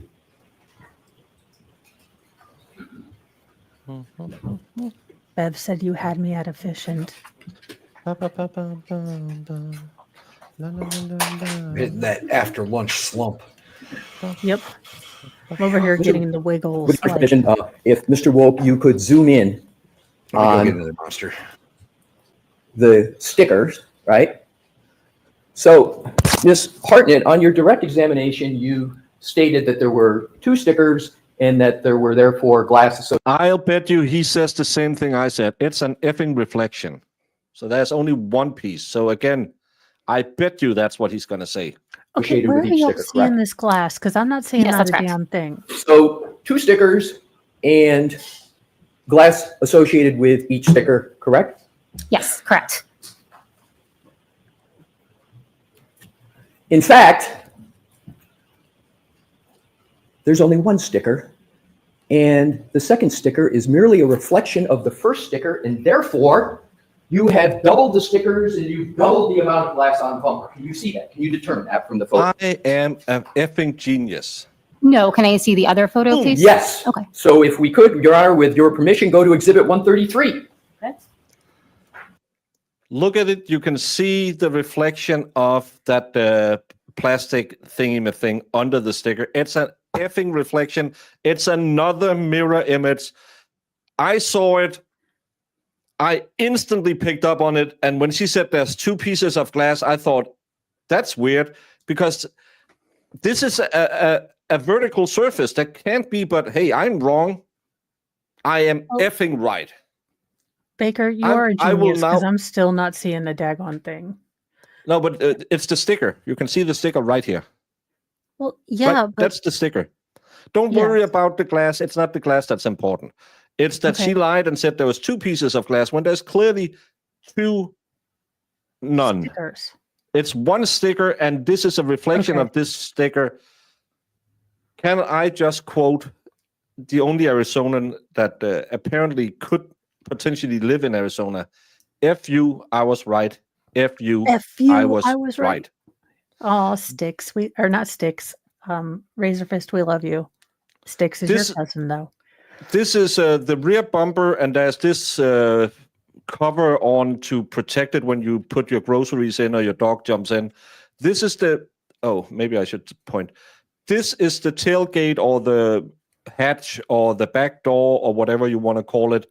That's highly reflective. So that piece of sticker that's right there on this, I don't want to know what you would call this step on the back, is reflected up on the vertical surface. So screw up on the sticker, you must acquit her. Well, at least you have to tell us, because somewhere here there's a piece of glass. I think it was kind of there, but it was very small. But you just testified that there's also a piece of glass here, which can't happen because it's a vertical, and then you have this little step in the bump, and then it reflects because the camera is over here.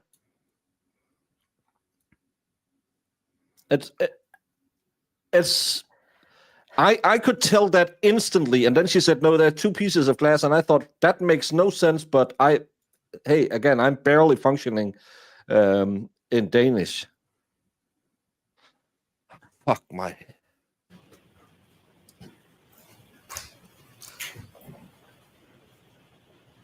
Oh, it is a reflect. Okay, now I see. I'm not dumb. Now I get it.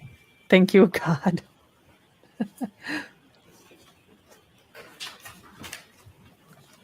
You asked to see this one. Can you now make a determination, having seen both of them, whether there is in fact just one sticker and therefore one volume of glass associated with it? No, I cannot. You're saying this is a reflection? I can't testify, okay. So I'm asking you.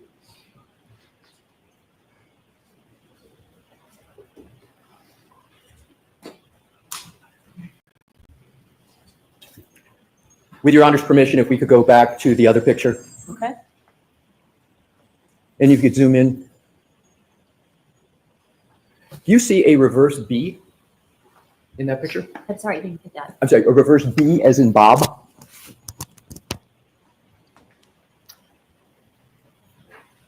Thank you, no, Jojo, could you zoom in on each of the stickers for me, please? We'll do whatever you would like to do to answer the question. So. Sure. Oh, yeah, it is a reverse B. Baker's a genius. And then if I could just see the other sticker, please. Absolutely. Yes, I believe that is a reverse B, correct. And doesn't that mean that it's a mere reflection and that there's only one sticker that you put on, and therefore only one volume of glass associated with one sticker? Can you say that question again? I can't hear you. I'm sorry, I will stay by the microphone. Is this microphone picking up? So therefore, can you now conclude, because of the reflection and because of the reverse B, that there is only, in actuality, and there was only in actuality, one sticker and one B, and therefore one volume of glass associated? Because they are inept at their job. They're highly paid and lowly skilled workers. associated with this bumper? I don't know specifically that it's a reflection. It's not unusual for me to use the same letter on a sticker if I'm going to collect the items of evidence together. So if I had written it, on top or on the bottom of the scale on one of them and on the top of the scale on the other one, that is a possibility. It's difficult for me to tell by this picture. What I can tell you is that all the items of glass or apparent glass that are present on the bumper were. I liked her right up until this moment. Because now she started lying because she's bad at her job. I don't like this. Take the L, say, oh, fuck. I misunderstood. Then she's stuck with Caffey Daffy just doing the, custodial work around the lab. So you use the same letter and write it like you're dyslexic like me. Come on now, ma'am. Really? You don't have a standard operating procedure about where you put the letters on your sticker? You should have that. There should be a standard procedure you always follow. Yeah. But again, she did lose her proficiency or fail her proficiency test in DNA, which is her main subject. Or collected together. So I can't say specifically by looking at this photo whether I just label two separate areas to make the photo show the pieces better or if it is a reflection. I can't say. So from what we just went through, you're not able to tell that is a reflection and therefore. Hold on. Why in God's green earth would you ever label something with a backwards B? What language would you identify a backwards B? Whether there is. Maybe she spends half the year in Russia. That makes no goddamn sense. She's trying to claim that, maybe I just wrote a backwards B and it is a Cyrillic. Are you serious, woman? Are you serious? No, but she did a year in Cyrillic or in Russian in college, so she used Cyrillic lettering for half of them. If it's kind of the same, she'll just use Cyrillic lettering. I used to like her. I don't anymore. Yeah. She ruined it. Now she does look... Go ahead, Valhalla. She ruined our beautiful, beautiful relationship. We had one positive state employee in this whole trial, and now she ruined it. Okay, now you super duper look like the old chick on 90210. The 140-year-old they stuck in there. Remember, it was like hot chick, and then this one like 40-year-old chick that you're like, what? Why? I can't believe she's on the stand trying to argue that she labeled something with a backwards B, when in fact everybody knows that she did not. Andrea, yes. There was one piece of glass. There's one sticker there. Everybody knows it. To be fair, Mo didn't notice it until Breaker broke it down. Reflection on the photo that is on the screen at this moment. Do you have any doubt? Oh, I would say it could be a possibility, yes. Right. So you have doubt. Sustained. So you believe it's a possibility? Yes, correct. Is it more than a possibility? Yes. Sustained. Is it likely? Is it probable? Don't make us bring in agree a that it's Photoshop important person. to have the accurate answer to that question, correct?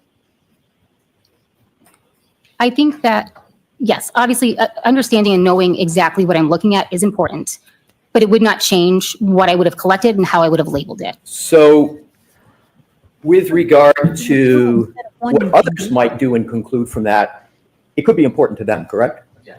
Sustained. Let's go to these, we can go back to these nuts.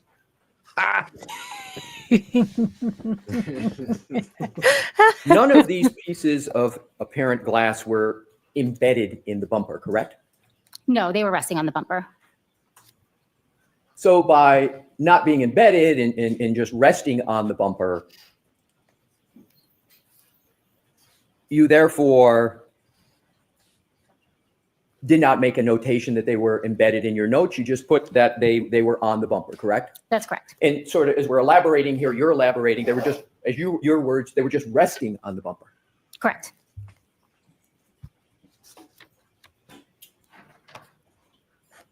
If we could, if I may confer with Mr. Wolk on the video, thank you. Do you need the lights on to do it? 10 seconds. Really wish you would stay close to the microphone. It's really annoying. Thank you for that opportunity, Your Honor. If we could go to Exhibit 124, Mr. Wilkin, with Your Honor's permission, if we could publish it. Yeah.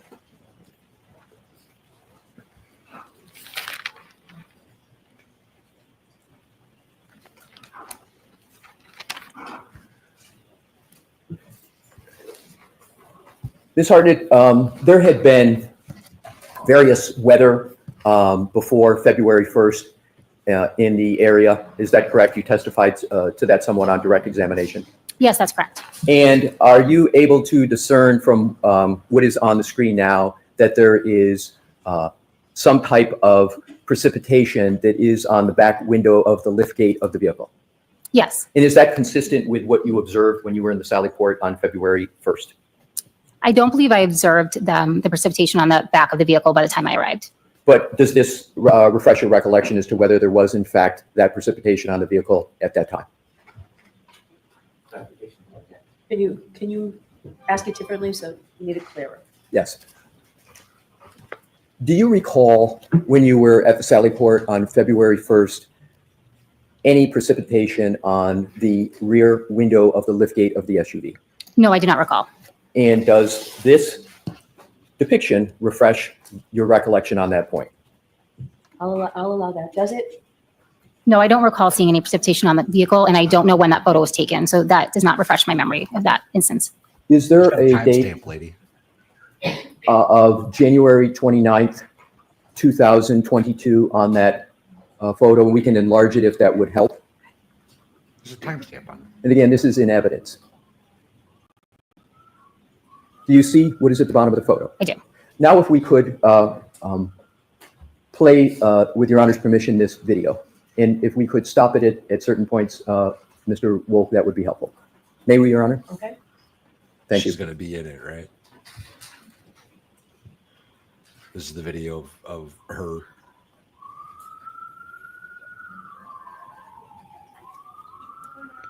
Oh, it was the snow falling.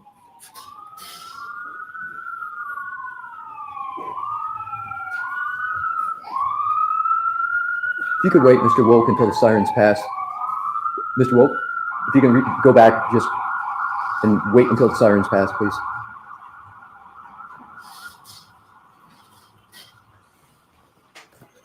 Thank you. I think they've passed.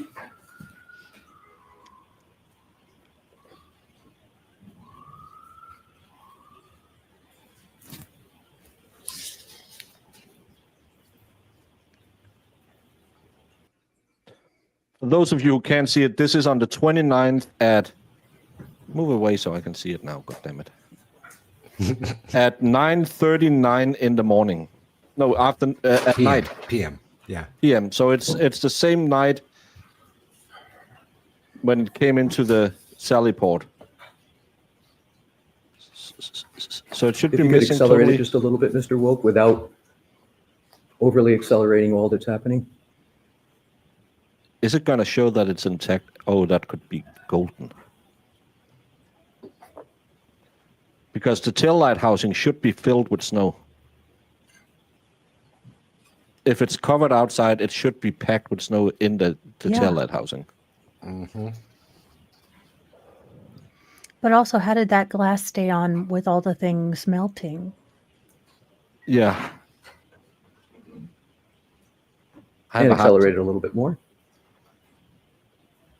in fast. And that's good.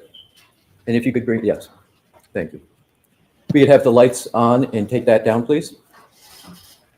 I don't know what we saw. Can you describe what you just saw?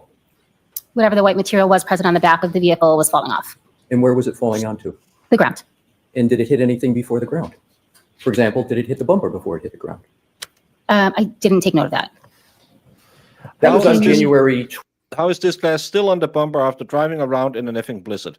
Well, Good the question. glass could be stuck in one of those grooves, but again, it's more the hair that I'm thinking about. Yeah, that's the other thing. So 29th, 2022, you were at the Sally Port on February 1st, 2022, correct? That's correct. did she see snow that day? She said she doesn't No, remember. she So, didn't see any snow. What time was she there? February 1st First on January at 9 29th. a.m. You come to the Sally Port on February 1st, yet there is glass on the bumper on February 1st that, as you have described it, is just perched on the bumper. Correct? Yes, that's correct.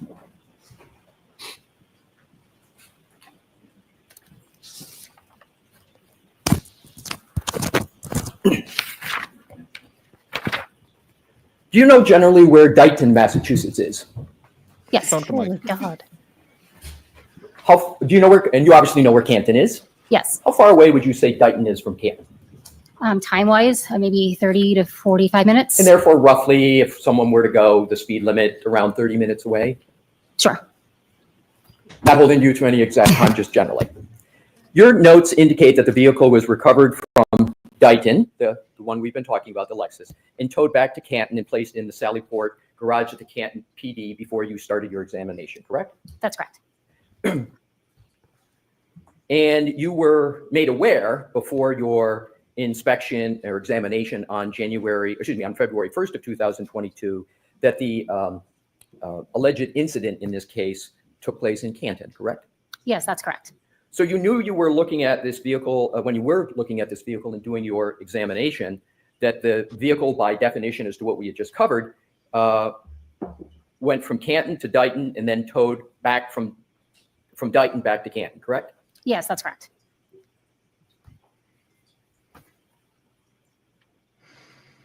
So it ends up back in Canton after that journey, correct? Yes, that's where I examined it, correct. So, as I understand your notes, the glass pieces that were just perched on the bumper would have traveled about 60 miles before you saw them? Is that what you're saying? No. What are you then saying? Well, then where did they come from? When did you believe the glass appeared on the bumper, if you know? I don't know when the apparent glass appeared on the bumper. So you believe it's possible that the apparent glass appeared on the bumper after January 29, 2022? Do you know the weather conditions that were in the area? We talked about it earlier. You talked about it on direct.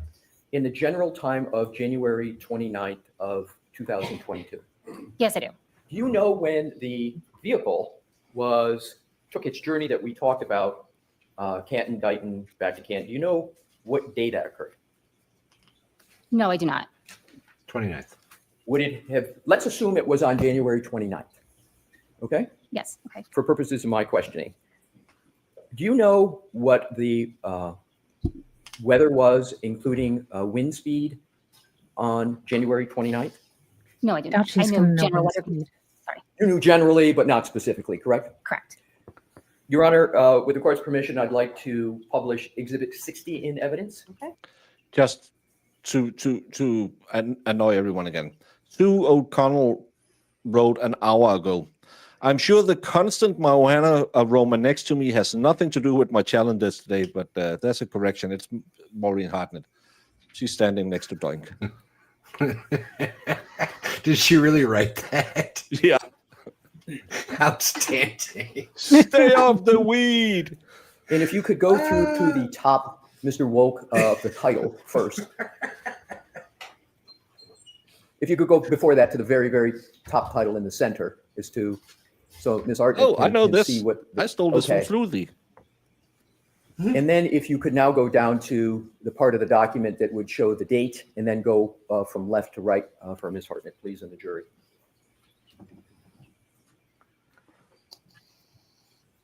And show which column go up above what the 29 relates to.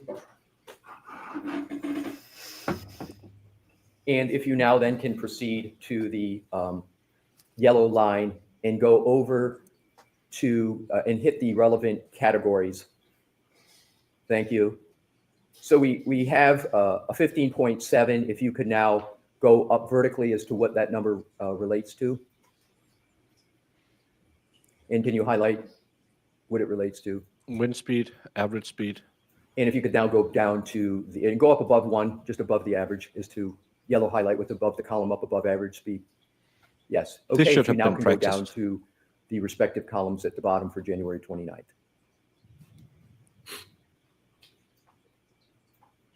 Do you see those two numbers, Ms. Hartnett? Yes. Does that refresh your recollection at all about the average wind speed and gusts of wind that were occurring on January 29th of 2022? I have no firsthand knowledge of what the wind speed specifically was in those dates. So if we could go back to Mr. Wolk, the exhibit with regard to glass on the bumper of the vehicle. So these are your observations on February 1st. And we talked about the journey that the vehicle went on. We talked generally about the weather. So. There's the glass, Mo. Mo, there's the glass. On the right side, right there. Why didn't you I put the understand. sticker next to Understood, the Your Honor. stupid Thank thing, you daggone useless as tits on a bull woman? In your experience as a forensic scientist too, is it possible for glass that is perched on a bumper to travel 60 miles and be subject to average wind speeds of 15.7 and still remain on? Objection. So it's sustained without a proper foundation. Understood. Have you ever had experience with analyzing glass on any surface, an outdoor surface, and correlating that glass to weather conditions to make a determination as to the likelihood that glass could be or not be in a certain place on a certain date and time? Have you ever done that? No. Based upon what you know about this case, just based upon what you know, and from your role as a forensic scientist too only, do you believe that information would be relevant to your role as a forensic scientist too? He was. I caught that too.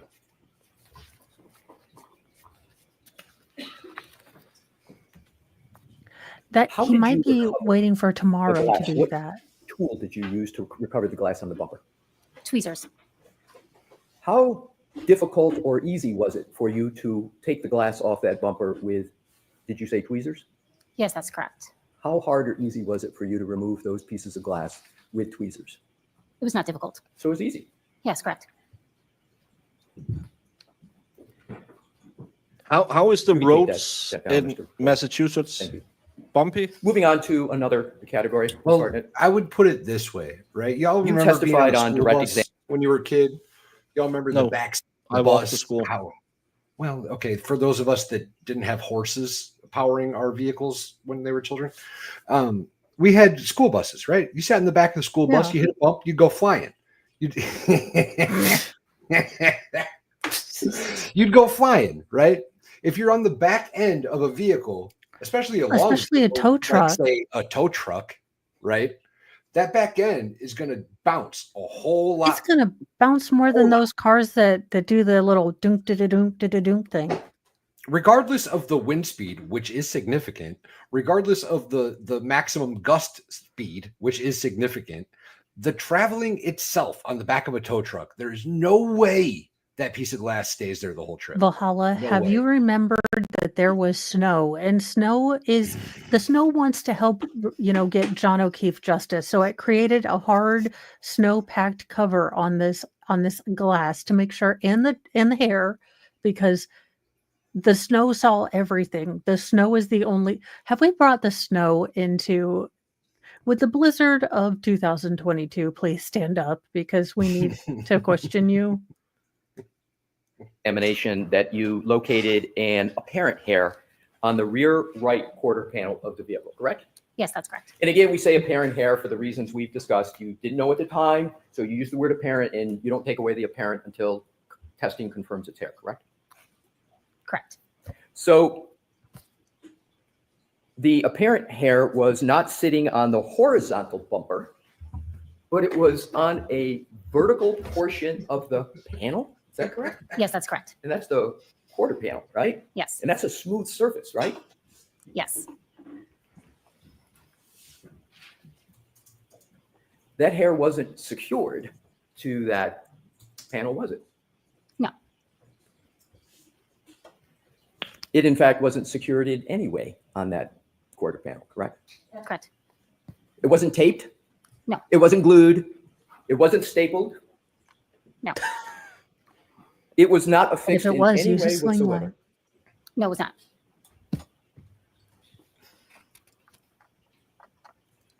You found this apparent hair at the same time you found the glass pieces on the bumper, correct? In the same general time, yes, that's correct. You say same general time. It was just one day you were there, correct? Yes. The range of time wasn't that broad, was it, correct? No, it was not correct. What was the range of time between finding one versus the other?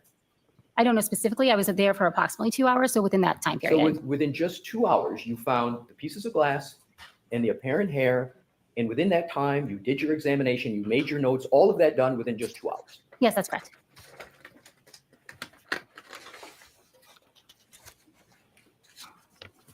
You remember the journey we talked about of the vehicle that you spoke about with regard to Canton, Dighton, Canton? Recall that? Yes, I do. So do you know whether, do you have any knowledge whether that hair was part of that journey? Do you have any knowledge? I do not. Thank you, Brendan, for those apparent. Do you know when the hair was Basis of deposited on the vehicle? No. Was it easy or hard to take off the apparent hair from that quarter panel? It was easy. Again, I picked it off with a pair of tweezers. Didn't give you any resistance? No. This is actually better than the last time. They With Your didn't Honor's ask these permission, questions the last I would time. like us to look at a depiction of the hair. May I, Your Honor? What exhibit number? It is, I believe we're going to start with 144B. Okay. If you could zoom in, please, Mr. Wolf, for the jury and for Ms. Hartnett. Do you still have a laser pointer, Ms. Hartnett? Yes, sir. Could you kindly use that and draw a circle around the apparent hair? Yes. Thank you. I'm going to refer to that as a J shape. Is that a fair description of it, or do you have a better description of it? We had this the last time as well. I see two ends of the hair in an arch, so I'm going to say more of like a C shape. Okay, so you would refer to that as a C shape? Correct. And would that be a reverse C? Then if it's a C shape?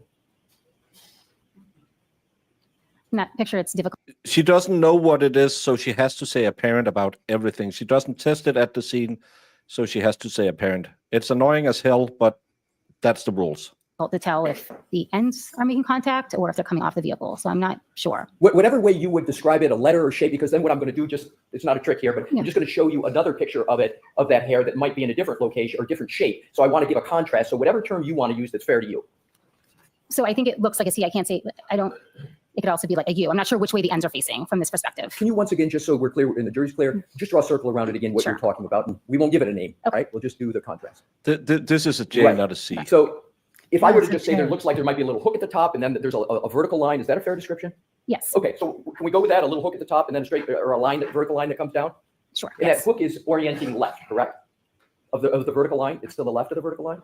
Yes, I do see it from this perspective to the left. That's okay, correct. Very good.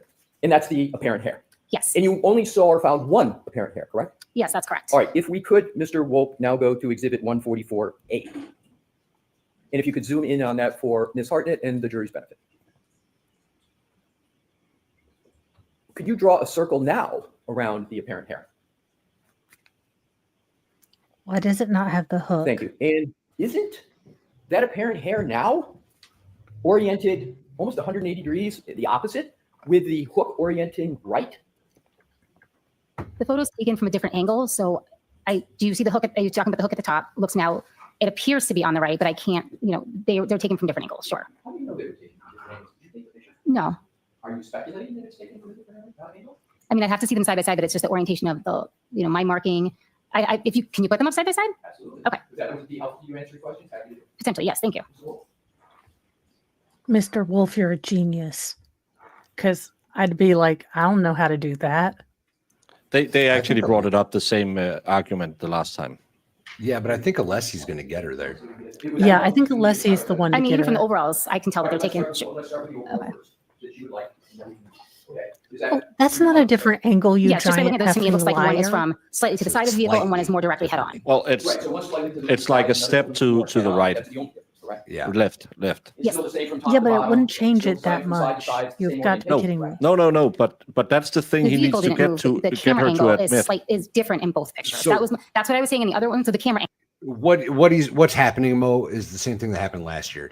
He's trying to decide if that hair is stuck on the middle part or on the two tips, and she's going to Yeah. say that she can't tell because of the angles of the pictures.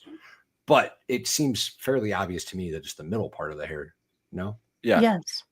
It's I don't know the how- J shape on the left and the C shape on the right, and she will not admit to this. She Yeah. wouldn't do it the last time either. But to me it looks like between these two pictures, it's been fallen off or taken off and then put back on, where someone just put a finger in the middle to put it there.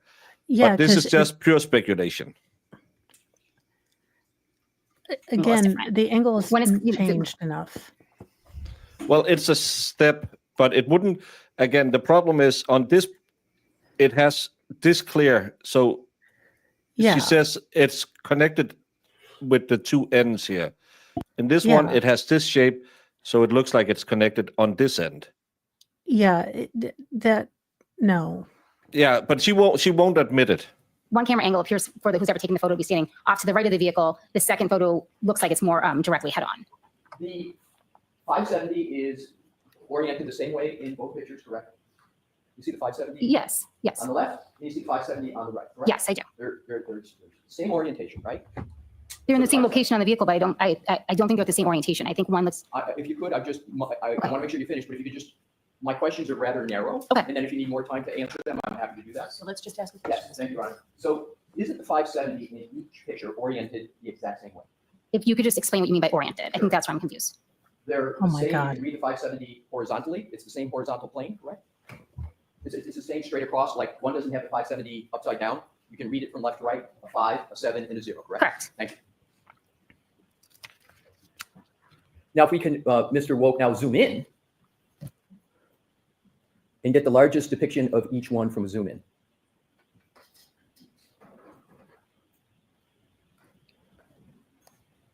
Are you saying the difference in how that hair appears is from a different camera angle? No, I'm not making that conclusion. I'm just saying I can't make any other conclusion because they're from different angles. I don't feel that I can compare the two. Is it possible that the hair moved when someone took a photograph? Can you answer that question? Again, I just can't make that conclusion because I didn't take the photo and the photos look like they're from different angles. In your experience, you've taken samples many times of apparent hair, correct? Have I taken samples Yes. such as that? Yes, that's correct. Has it ever happened that when you're taking a sample, the photographer or someone reads on it in the Okay, apparent hair? pause moves? it, Has that ever Baker. happened? Okay, so on the one where it looks like a C, there at the very bottom end, there's like a little Orion's belt of salt that's near the end of the little C, where not there, the other where the tail is pointing at it. So it almost looks like it's a continuation of the C. All right, now those spots on the other side, the tail is in this little dot thing that's on the other side of the C in that picture. So this is effery on a grand scale.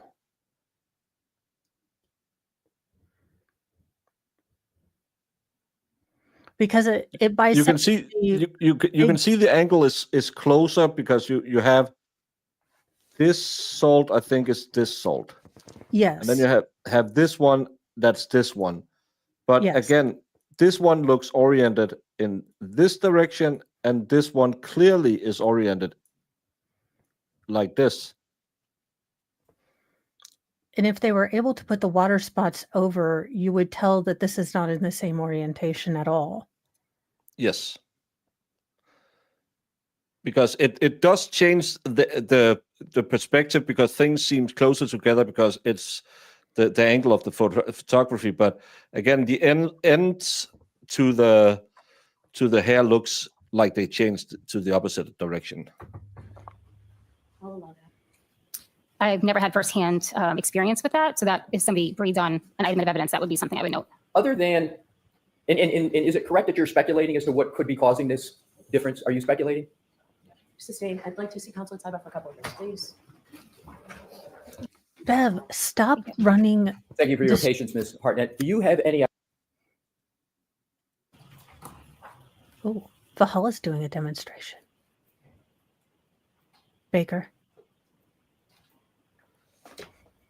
Thank you for your You're patience, muted. Ms. Hartnett. Do you have any explanation that you? No wonder you were ignoring me. If you've got a hair stuck to a car and your camera angle is like this, you're going to have a C shape, right? Yes. If your camera angle's like this, you're going to have a J shape, which is what she's saying, but it's not. I don't know what Alessi's trying to get at here. I don't think it was because it was moved. It is merely because of the way the camera angle is facing, but that leads me to believe that it is stuck on the curved part of the hair, not the two tips of the hair.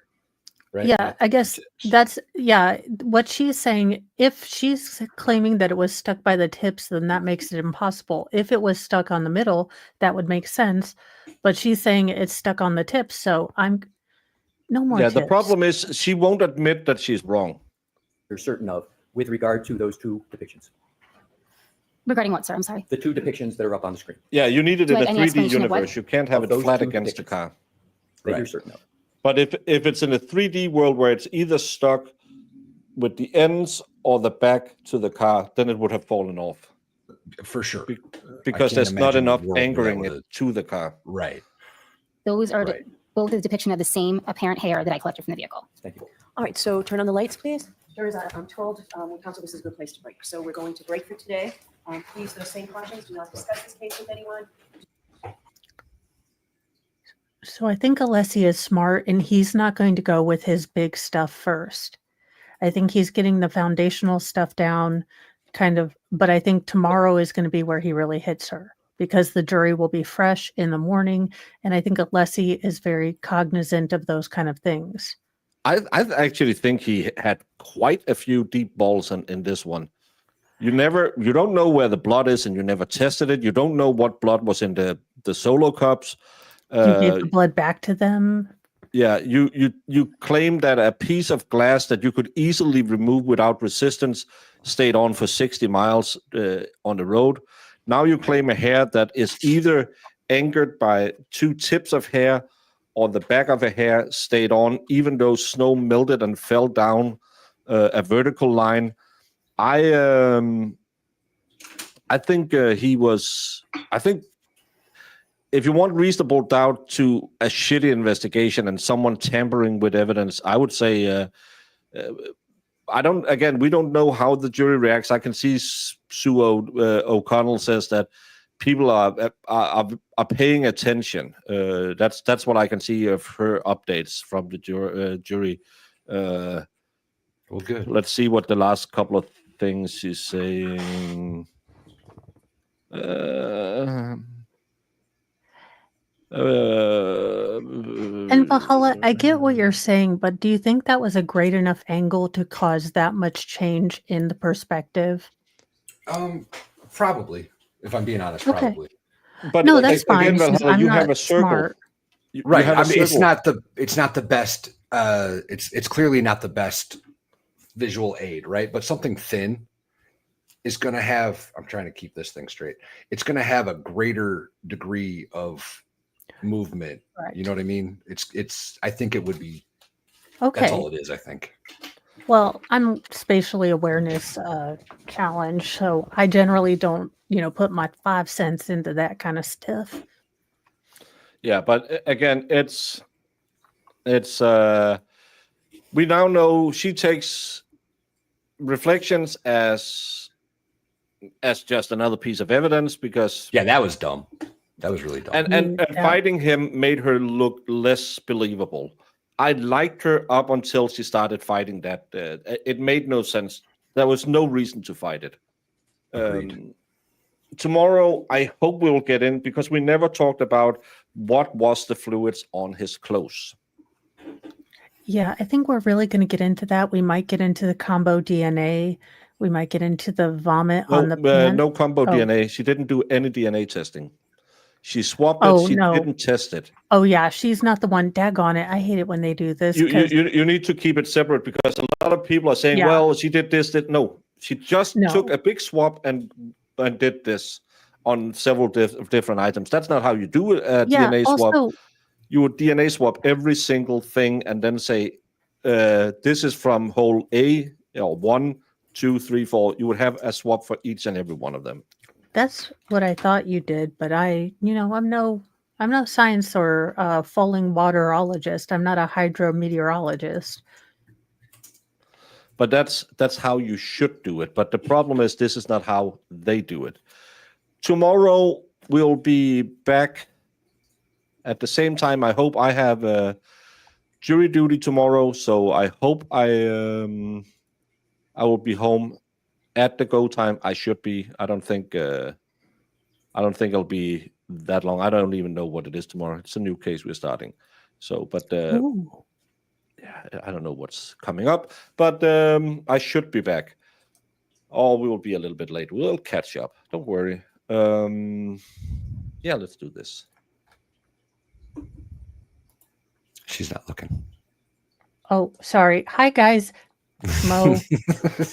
I have more. Well, I was trying to remember to redirect because I suck at that. Every morning at 8 a.m., I do Mornings with Mo. It's about an hour or 45 minutes of true crime headlines and the absurd. If you want to know when the next meteor or the next batch of penis fish will be born in San Francisco, I'm your gal. Newsy News. I also put out Newsy News nuggets. So throughout the day, little stories. I'm trying to keep up with the P. Diddy case, although who really wants to? That being said, trying to keep up with those. So Newsy News and Newsy News nerdy nuggets too. We've got science coming too. I'm Valhalla Waits, and I'm grateful that I don't know what a peenfish is. But if you like goats, I'm your guy. I've got a live goat cam going. We're probably coming to the end of that fairly soon, but we're still up and running while we've got goats in the nursery. Otherwise, we do goat walks in the afternoons when we can. Lego stream, painting streams. We do a little bit of it all. Come check me out, y'all. And if you want to follow him on OnlyFans, it's Mr. Goat Reader. Someone might be mentioning it, but how is no soul stones? We talked about it ad nauseum.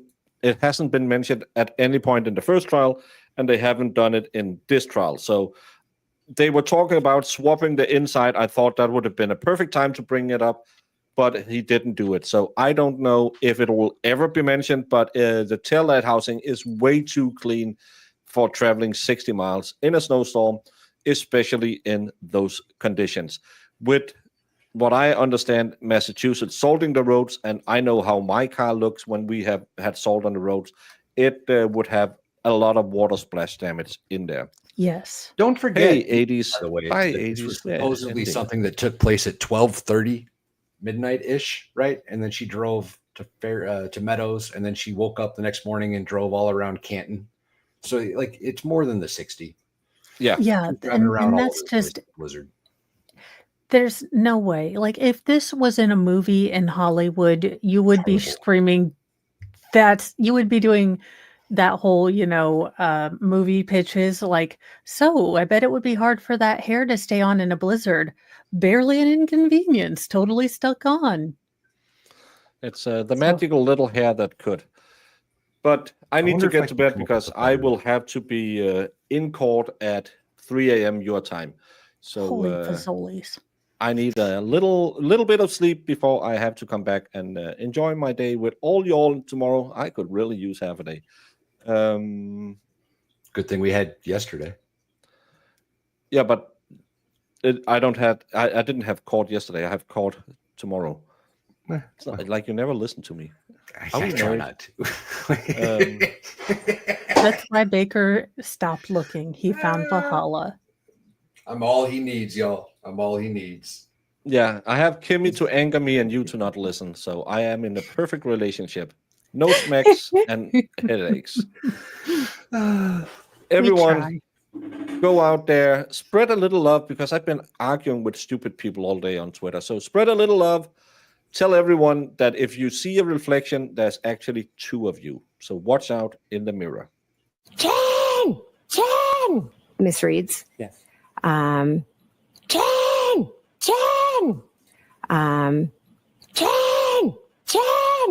it cut and dry, pretty simple. Just pin it on the girl, right? Pretty simple. Just pin it on the girl, right? Objection. Pretty simple. Just pin it on the